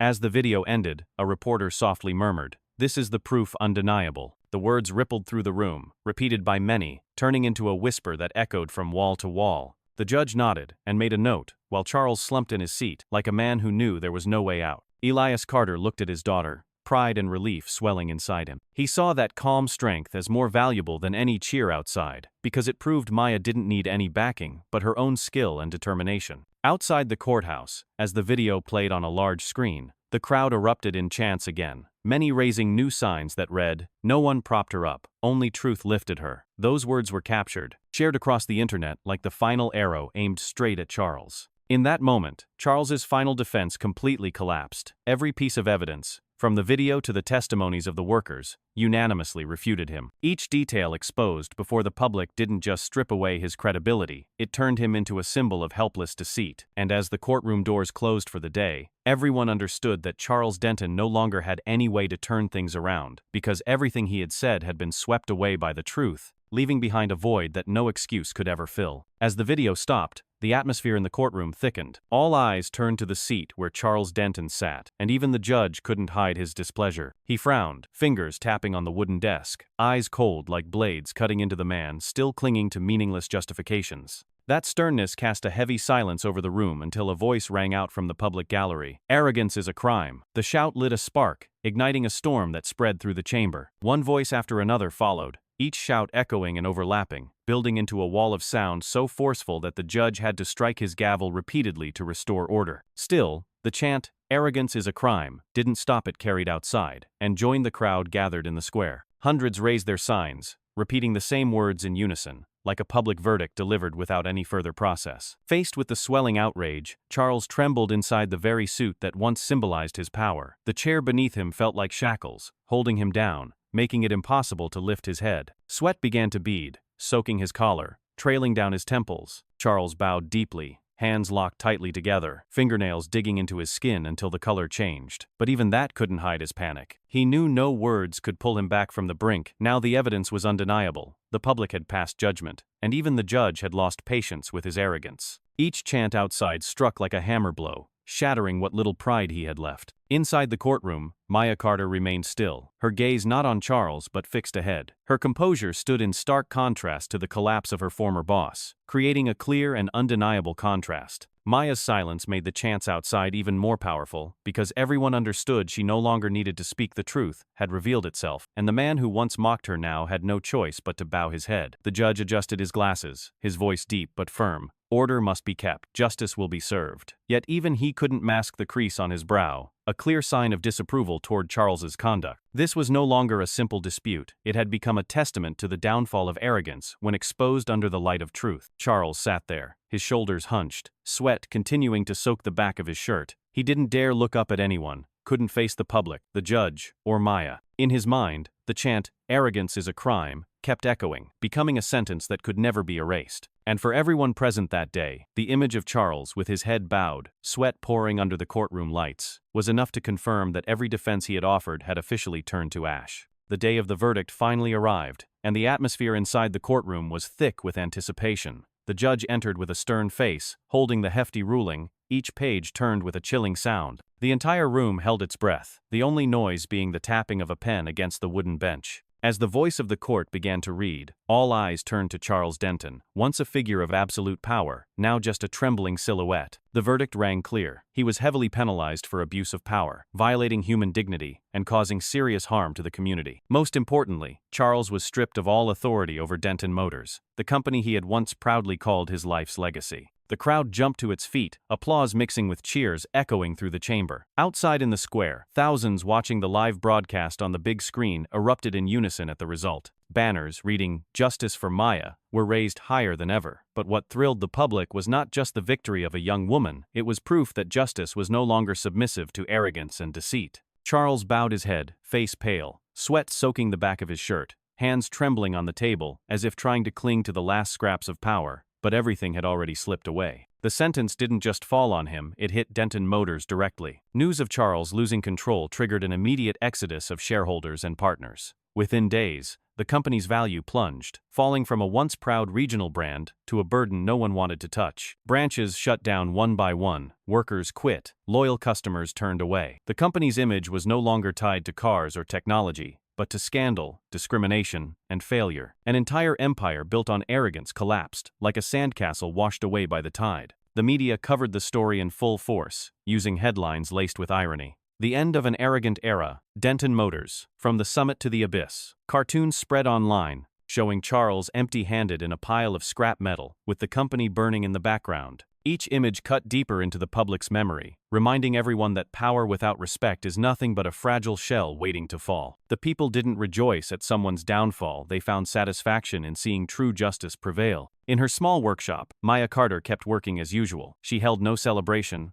appeared in no interviews, claimed no spotlight. Her hands stayed fixed on worn-out engines, her eyes focused on every detail, but her silence now carried a different weight. Outside, thousands still spoke her name as a symbol of resilience, and the company that once mocked her had now collapsed under the very truth she had brought to light. Elias Carter stood beside her, his face gentle, his eyes filled with pride. He knew his daughter had written a chapter of history that no one could ever erase. The day of the verdict came to a close, not as a private story between Maya and Charles, but as a lesson for all. A company can collapse, an arrogant man can lose everything, but true values endure. And in the echo of the judgment, people didn't just hear the final strike of the gavel. They heard the heartbeat of renewed faith in justice, a belief reignited by Maya Carter through her intellect and determination. After the sentence was read and Denton Motors officially plunged into crisis, the once quiet town suddenly became the center of national attention. The crowd was still gathered outside the courthouse, chanting for justice, when the city's mayor unexpectedly stepped up to a makeshift podium, his expression solemn. Surrounded by hundreds of microphones, he bowed deeply, his voice resonating through the square. "I publicly apologize to Maya Carter. We allowed a young woman to suffer contempt and abuse of power within this community, and that was a mistake that cannot be denied." The apology rang out, sweeping through the crowd like a strong wind, sudden, but deeply relieving for hearts long waiting for formal recognition. For a moment, the people were silent, then erupted in cheers. Banners flew high,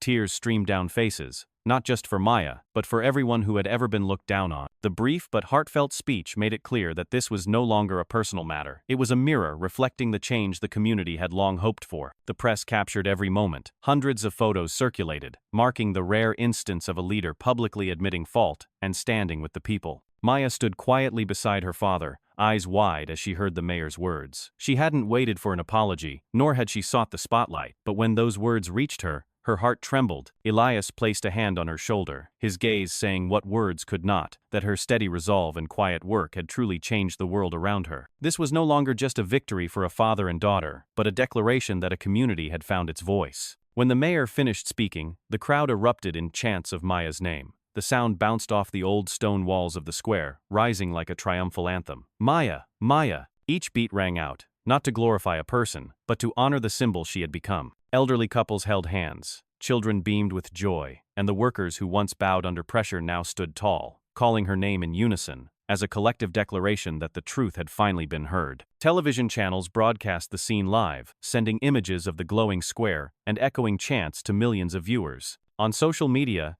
clips capturing the moment were shared at lightning speed, accompanied by proud captions. "A symbol of justice has just been born. The name Maya Carter will be remembered forever." A hashtag bearing her name climbed to the top of trending charts, surpassing all other news, turning the story into a flame that reignited hope everywhere. In that moment, Maya only smiled softly, her gaze more resolute than ever. She didn't raise her hand in thanks, nor did she step onto any stage, choosing instead to let the crowd speak for her. Elias stood beside her, steady as a wall, eyes glowing with pride. The two of them stood quietly in the sea of people, and that very silence etched their image deeper into the public's memory. It was the image of justice restored, of a community reclaiming its faith, and of a young woman who became a symbol through the strength of intellect and unwavering resolve. When the trial ended and the verdict was delivered, Charles Denton stepped out through the heavy wooden doors of the courtroom into a silence that hung in the air. There were no cheers as there had been for Maya, no one standing by his side, only cold stares following his every step. He walked slowly, shoulders slumped,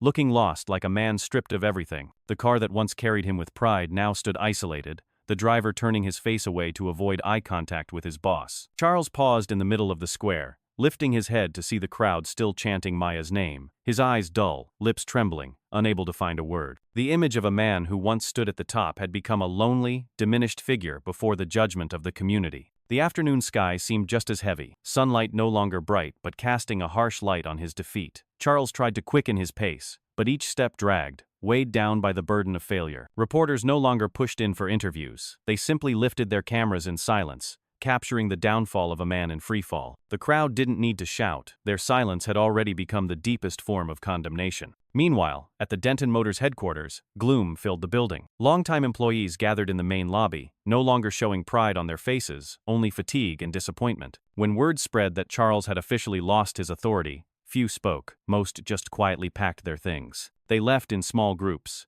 their steps firm, as if cutting ties with a place that had forced them to bow their heads for too long. Their departure wasn't just a reaction to failure, it was a declaration that they no longer wished to be tied to a name that had come to symbolize arrogance. Some who once believed in Charles now quietly tore up business cards, removed name badges from their chests. Doors closed, elevator chimes echoed, footsteps filled the empty corridors like a funeral march for a fallen empire. In the grand office where Charles once sat, leather chairs sat empty, monitors dark, files scattered and left unsorted. Everything stood as evidence of a system unraveling, drained of life. Charles returned to the company, hoping to find something to lean on, but as he walked through the long hallway, all he saw were empty chairs and abandoned desks, no one waiting, no one left. His own footsteps echoed coldly through the vast space, bouncing back at him like reminders of his isolation. He reached out to touch the familiar office door, but it felt heavier than ever, as if rejecting the very man who once claimed it. In that moment, Charles fully understood. He had not only lost control, not only lost his honor, but had also lost the trust of those who once built everything alongside him. The isolation of Charles and the withdrawal of his employees completed the picture of collapse. A once powerful company was now nothing but ashes, and a man who once held absolute power had become a struggling shadow. His steps leaving the courthouse, and the footsteps of employees, leaving the company, merged into one shared rhythm, a rhythm signaling the end of an era,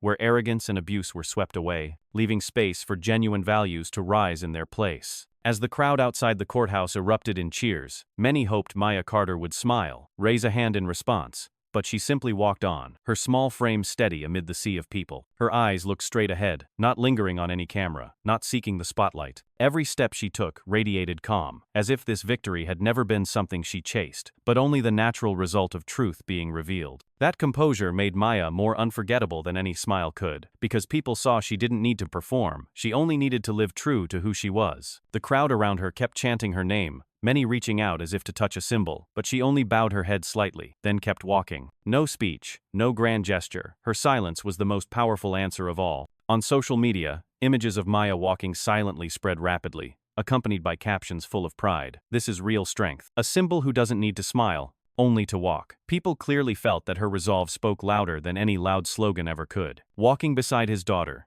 Elias Carter carried the calm of a man who had weathered many storms. He didn't push through the crowd, didn't shield her, but simply walked alongside her, like a shadow that never left. Seeing Maya still silent, Elias leaned in and whispered just loud enough for her to hear, "Justice isn't loud, it's strong like steel." That quiet line held a lifetime of experience and belief. It wasn't just comfort, it was a reminder that the most enduring strength comes not from brief applause, but from unshakable resolve. Maya looked up at her father, her eyes bright but steady. She didn't reply, letting the words settle into her heart like a compass for the long road ahead. In that fleeting moment, father and daughter understood each other without needing to say more, because both knew that the greatest victory wasn't in the court's ruling, it was in the shift within the community and the awakening of a society. Images of Maya and Elias walking side by side were captured from many angles, spreading everywhere. No longer did people see a lone girl fighting against power, they saw two generations walking forward together, one carrying youthful resolve, the other seasoned pride. That unity moved the crowd even more, for in it they saw both the past and the future, both sacrifice and continuity. As night fell, the square slowly emptied, the chants faded, but Elias's words still echoed in the hearts of those who had heard them. "Justice isn't loud. It's strong like steel," quickly became a widely quoted phrase in the press and on social media, appearing beneath photos of Maya quietly walking forward. It served as a reminder that real change doesn't need spectacle, it comes from silent but unwavering actions. And in that moment, the image of Maya Carter walking beside her father through the crowd transcended the bounds of a personal story, becoming proof that justice, when forged by truth and intellect, stands firm like steel unbreakable. After all the turmoil, as public attention faded and the courtroom noise became memory, the small workshop of Maya Carter once again echoed with familiar sounds. But this time, the scene was completely different. No longer quiet and empty, it now saw a constant stream of people. The workshop opened from early morning to late at night without pause, cars of all kinds lining up for inspection, old engines brought in with hopes of revival, in the hands of the young woman who had shaken an entire community. The smell of oil and the sound of wrenches hitting steel no longer spoke of hardship, but carried new meaning, as proof of the return of trust and honor. The townspeople, once indifferent or doubtful, now returned with eyes full of belief. They called Maya by the affectionate name,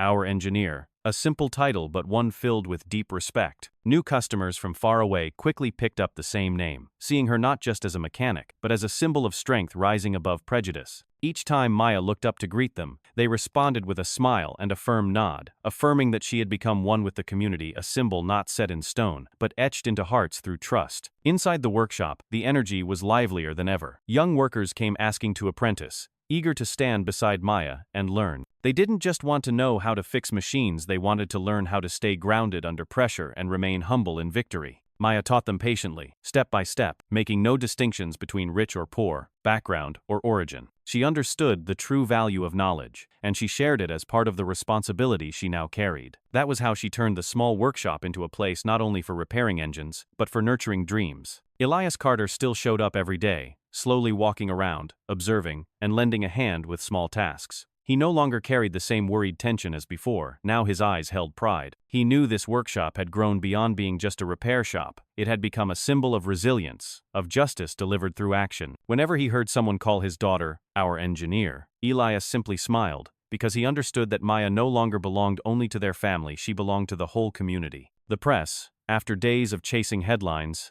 now returned with a quieter lens. They wrote about the busy little workshop, about the young woman who didn't call herself a hero but was seen as one. The articles were no longer sensational, but told the story with a slower tone, emphasizing that the workshop's revival was the revival of public faith. Readers could feel that the story had reached its end, but its echoes remained, spreading inspiration to other places, where people were still trying to rise above prejudice and prove their worth. As night fell, the warm lights inside the workshop still shone brightly. Maya sat among the engines, listening to the smooth hum of the machines, her face streaked with grease but her eyes glowing. She knew her journey wasn't over, that more challenges lay ahead, but in this moment, with the workshop full of customers and people calling her by that simple name, Maya felt clearly that truth had won. And in the place that once echoed with mockery, now only the steady sound of engines remained, joined by a proud call, "Our engineer." In the moment when the small workshop was packed, the sound of machines blending with conversations, Elias Carter quietly stood in a familiar corner. He watched his daughter move through the crowd, hands working swiftly with the wrench, eyes focused as if no storm had ever passed. His lips curled into a gentle smile. No explanation needed, no words required. All the joy, pride, and relief accumulated over the years were held in that smile. For Elias, it was the answer to every moment of silence and endurance that he had not been wrong to believe in his daughter, that her resilience was the greatest reward life could offer. He didn't step forward to claim credit, didn't try to be the center of any story. Elias simply let his eyes follow Maya's every step, watching how she spoke with customers, guided new apprentices, and wiped the sweat from her brow. His once calloused hands trembled slightly, not from fatigue but from happiness. Perhaps for the rest of his life, he wouldn't need to say another word, because everything had already been proven by reality. The revival of the workshop wasn't just Maya's story. It was proof that all the pain and injustice they had endured could be transformed into strength when people keep moving forward. Maya didn't let herself get swept up in the wave of praise. When a group of reporters arrived, asking if she planned to expand the workshop or become a spokesperson for social justice, she simply shook her head, wiped the oil from her hands, and replied with one short sentence, "Just keep working." Her voice wasn't loud or formal, but it was clear enough for everyone nearby to hear. That simple sentence became Maya's declaration, because it showed she didn't see herself as a star, didn't place herself on a pedestal, she just chose to live true to what she loved. The townspeople who heard those words admired her even more. They didn't expect eloquent speeches,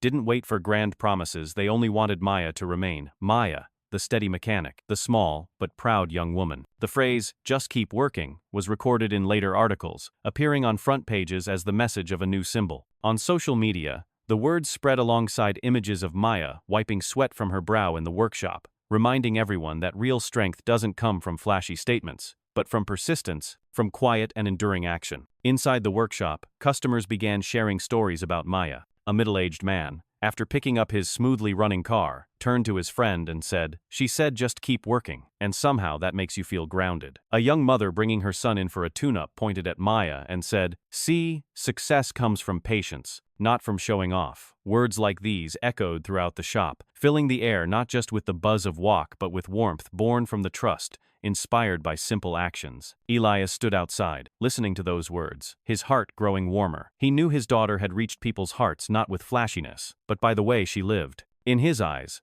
Maya was no longer the little girl he once held, but a solid pillar, living proof that strength lies not in power, but in intellect and persistence. He said nothing, just kept the smile on his lips, because that smile alone was enough for Maya to know how proud he was. The days passed, and the workshop remained busy, with a steady flow of customers coming in. Maya didn't change her rhythm, she worked hard, patiently explained to young apprentices, and listened to customers with respect. Though the world outside still buzzed with commentary, she didn't let it distract her. "Just keep working" wasn't just a response, but a compass keeping her grounded, shielding her from the pull of the spotlight. It was how she protected what truly mattered, letting her work be the only foundation she stood on. At the end of the day, when the shop quieted down, Maya stayed behind, cleaning and organizing her tools. Elias came over, said nothing, and simply placed a hand on his daughter's shoulder, his smile unchanged. The two looked at each other, no words needed. That silence carried everything: pride, solidarity, and trust that the road ahead would be long but certain. Outside, the noise of traffic had faded, but inside the shop, a new energy still burned. And in that moment, people understood that Maya Carter hadn't just won in court or in confrontation. She had won by staying true to herself, continuing to live and work as an ordinary person, quiet but unbreakable. The story didn't end with a grand celebration, but with the steady hum of machines in a small workshop, with Elias's silent smile and Maya's brief words. It was a simple closing, but one that lingered, reminding everyone that justice and trust can begin with the smallest of things, and that persistence can shake an entire community. And from then on, whenever people spoke of Maya Carter, they didn't just remember the girl who brought an impossible engine back to life. They remembered the sight of her standing in the shop, wiping sweat from her brow, and saying to the world, "Just keep working."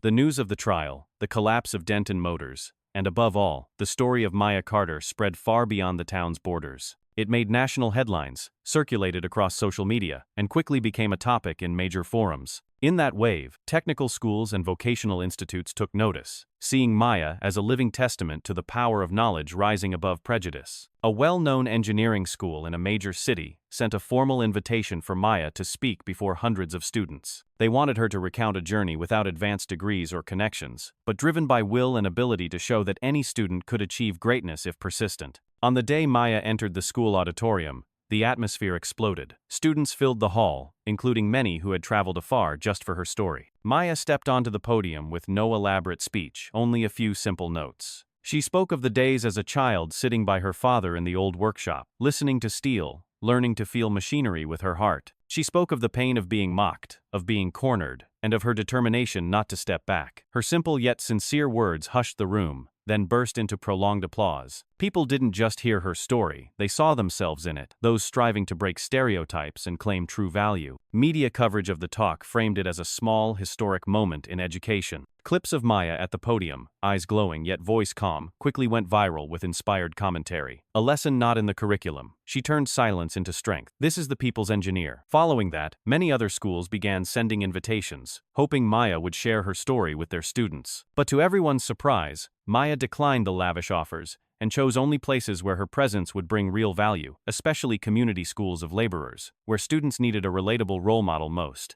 In her hometown, the ripple effect was even more pronounced. Children of color who once felt overlooked now looked up to Maya as a shining example. They pointed at her picture in newspapers and on television, thinking that if a girl from a small workshop could shake society, they too could change their destiny. Parents reported that their children went to school with brighter eyes and firmer hands on the pen, believing education wasn't just a duty but a real path out of the shadow of stereotypes. Many teachers in town began incorporating Maya's story into their lessons. They didn't present it as a distant myth, but as a concrete example to encourage students. In class, when a student felt discouraged by mechanics, the teacher would say, "Maya Carter sat for hours beside that old machine, and it was her patience that made her stand firm, even before a powerful boss." Those words became the spark that helped students gain confidence, emboldening them to pursue fields they once believed weren't meant for them. On social media, photos of children of color holding handwritten signs reading, "I can be like Maya too," appeared everywhere. Those images spread widely, touching millions of hearts.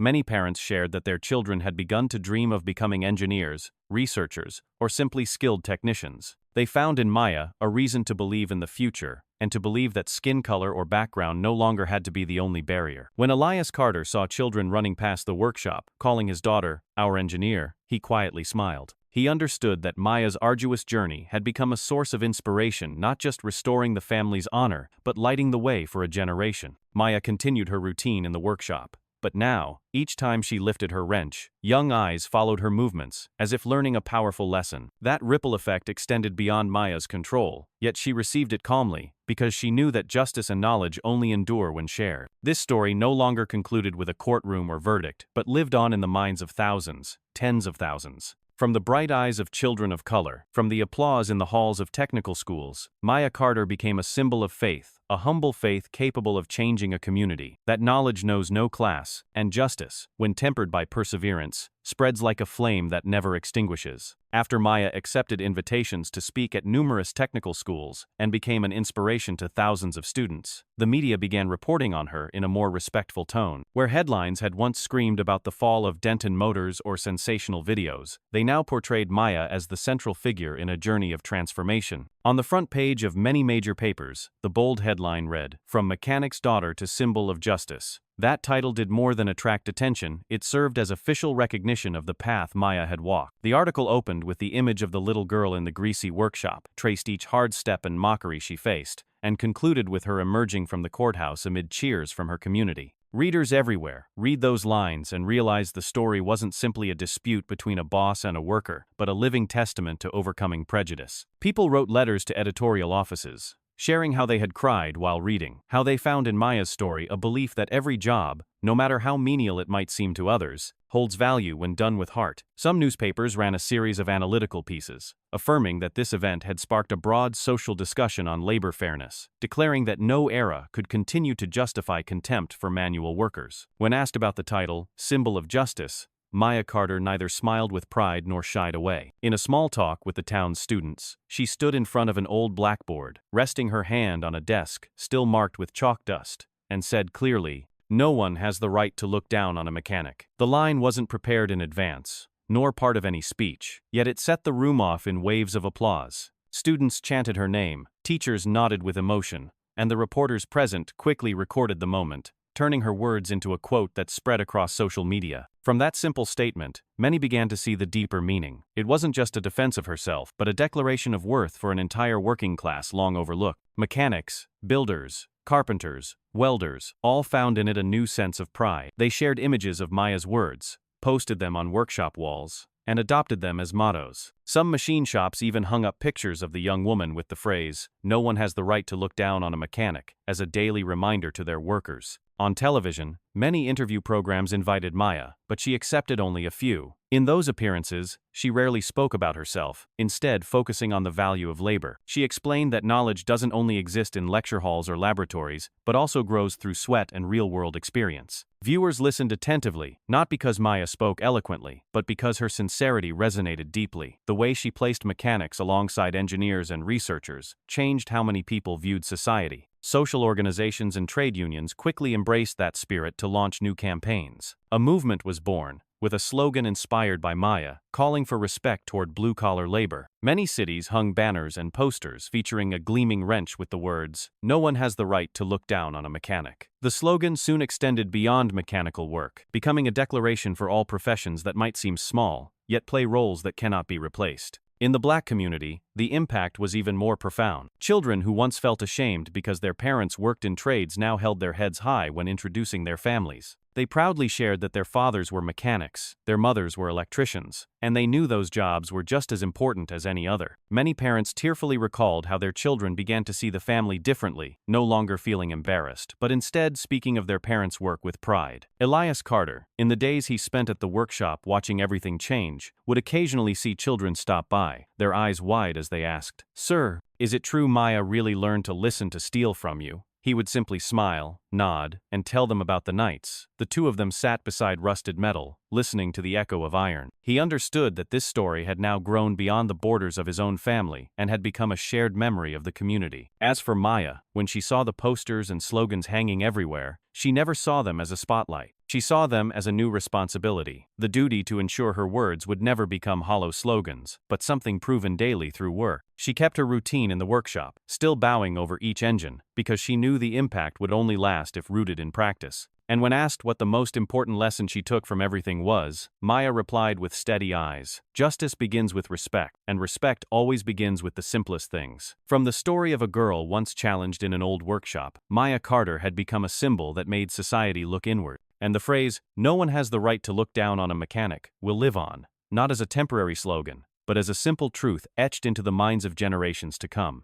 The story began in a small workshop filled with the smell of oil, the clang of metal, and the scornful eyes of an arrogant boss. But it ended in a square where an entire community shouted the name of a young girl. Anyone recounting this journey could sum it up with one simple truth: arrogance always collapses before knowledge. Charles Denton once believed that power and wealth gave him the right to mock anyone, that a black girl could only bow her head under humiliation, but the moment that engine roared to life, his illusion was shattered. From that moment on, the public understood that arrogance, even when masked by power or money, is fragile when faced with true intellect and unwavering resolve. That lesson became even more profound as the abuse of power was exposed in full. Charles did not just fail the challenge he had created. He was stripped bare under the light of justice when the video revealed every humiliating act, every countdown meant to crush. Every attempt to reduce the truth to a fluke or a joke was dismantled, leaving behind an undeniable reality. Power, when used to demean others, will ultimately destroy the one who wields it. Maya Carter did not need to shout, nor did she claim to be a hero, but through consistent action, she led society to see the dark side of abuse and the strength of truth. From protests sweeping the streets, to front-page headlines, to school lectures, every detail of this journey formed a link in a larger message. It served as a reminder that while a community may stay silent for a time,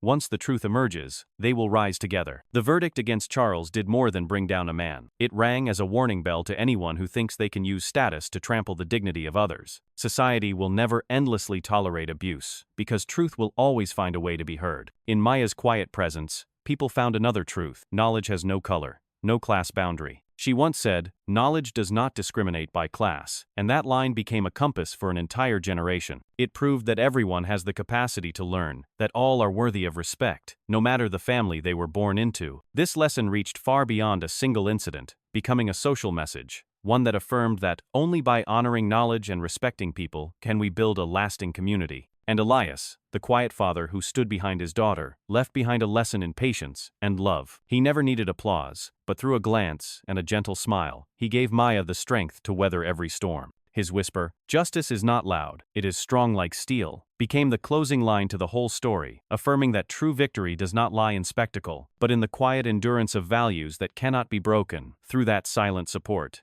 Elias was not just a father, he became a model of calm strength, a witness to the growth of justice. Today, when people retell the story, they no longer speak of Denton as a powerful boss, but as a symbol of downfall caused by arrogance. In contrast, Maya Carter is remembered as the one who rose through knowledge, not to seek glory, but to affirm human dignity. Her example carries the message that anyone, no matter how humble their background, can change society through ability and determination. And that is the final lesson of this story. Arrogance may place someone on a throne, but knowledge decides who truly deserves to sit there. Abuse of power may last for a while, but justice will ultimately speak. The chants of "Justice for Maya" will echo in the community's memory, not as noise from a passing event, but as a reminder that human dignity is untouchable. From an old machine shop, the story spread wide, leaving behind an enduring message. Knowledge and justice always hold the power to topple arrogance, and when fueled by determination, they become unshakable like steel. What remains after everything is not just the verdict against Charles Denton or the fall of a once mighty company, but a new belief planted in the community. People came to realize that anyone, no matter how small their beginning, can help change the collective story. Maya Carter, once just the daughter of a mechanic, once standing in the corner of a shop under scornful stares, did something no one expected. She had no power, no status, but through perseverance and knowledge, she made society listen. That lesson spread quickly, encouraging many in the community to believe they could rewrite their own story, as long as they dared to stand up and hold firm to their true values. Educators, in reflecting on the entire case, saw it as living proof to teach students that one doesn't need power to change the world. Many teachers said their students became bolder in class discussions, more willing to defend their ideas even when they differed from the majority, because they believed their voices, however small, mattered. The working class community also found renewed encouragement, realizing that the work they do each day is far from insignificant, and that true dedication can lead to unexpected change. In the stream of collective memory, the image of Maya beside an engine remains vivid, as undeniable proof. The rusted block, K, once seen as a graveyard, became a symbol of resolve and intellect. The sound of the engine roaring to life that day did more than restart a machine, it reignited faith in justice. Each time people speak of Maya, they don't just remember her as the one who prevailed, but recall the moment she bent down, hands marked with grease, eyes focused, and then looked up with unwavering belief. That is the most powerful portrait of all, proving that truth always belongs to those who dare to believe in themselves. Many newspapers and historians later marked that moment as a turning point, highlighting it in analyses and treating it as a milestone in the conversation about social change. In their eyes, the image of a young woman before an old engine stood as the most powerful counterbalance to the arrogance of authority. It spoke louder than thousands of pages of commentary, showing that truth sometimes only needs a single moment to emerge. Yet that moment can be strong enough to dismantle an entire system built on lies. Elias Carter, the father who had walked beside his daughter throughout the journey, would sometimes recall that fateful morning. He knew that despite the thousands of cheers in the square and the countless articles praising her, it was the image of Maya beside the engine that made him proudest. It didn't just prove her ability, it proved to him that the years spent teaching her to hear the sound of steel, the long nights of patient training, had not been in vain. For the community, that image will remain a lasting reminder. Anyone, no matter how small, can rewrite the story. Knowledge, when paired with determination, can turn a small garage into a stage for justice and transform a young mechanic into a symbol that society must acknowledge. In a journey marked by upheaval, from a seemingly ordinary morning in a repair shop to a courtroom packed with people, Maya Carter's story unfolded as living proof of the clash between arrogance and knowledge, between imposed authority and quiet justice. Sparked by Charles Denton's demeaning challenge, everything quickly evolved into a series of events that changed an entire community. With calm resolve and steady eyes, Maya not only proved her skill by reviving an old engine but awakened the belief of thousands who had long remained silent under scorn. From that moment, she stepped out of the shadows to become the heart of a movement not through fiery speeches, but through persistent and humble action. Looking back, one can see a process that could not be reversed. Charles's original arrogance slowly unraveled him. When he mocked Maya in front of his workers, he thought he was asserting dominance, but instead, he sowed the seeds of his own downfall. Every attempt to block her, every tactic to humiliate her, only became further evidence against him, and when the truth was finally exposed in the light of justice, he had no escape left. The courtroom did more than convict one man, it revealed the core of abuse. The harder one tries to hide it, the more clearly it is laid bare. In contrast, Maya proved the strength of silence and persistence. She didn't jump into arguments, didn't retaliate with words, but let her work and results speak. From the moment the engine roared to life to the days she declined interviews, her calm presence formed a powerful counterpoint to Charles's chaos. That was the first lesson. Justice doesn't need noise.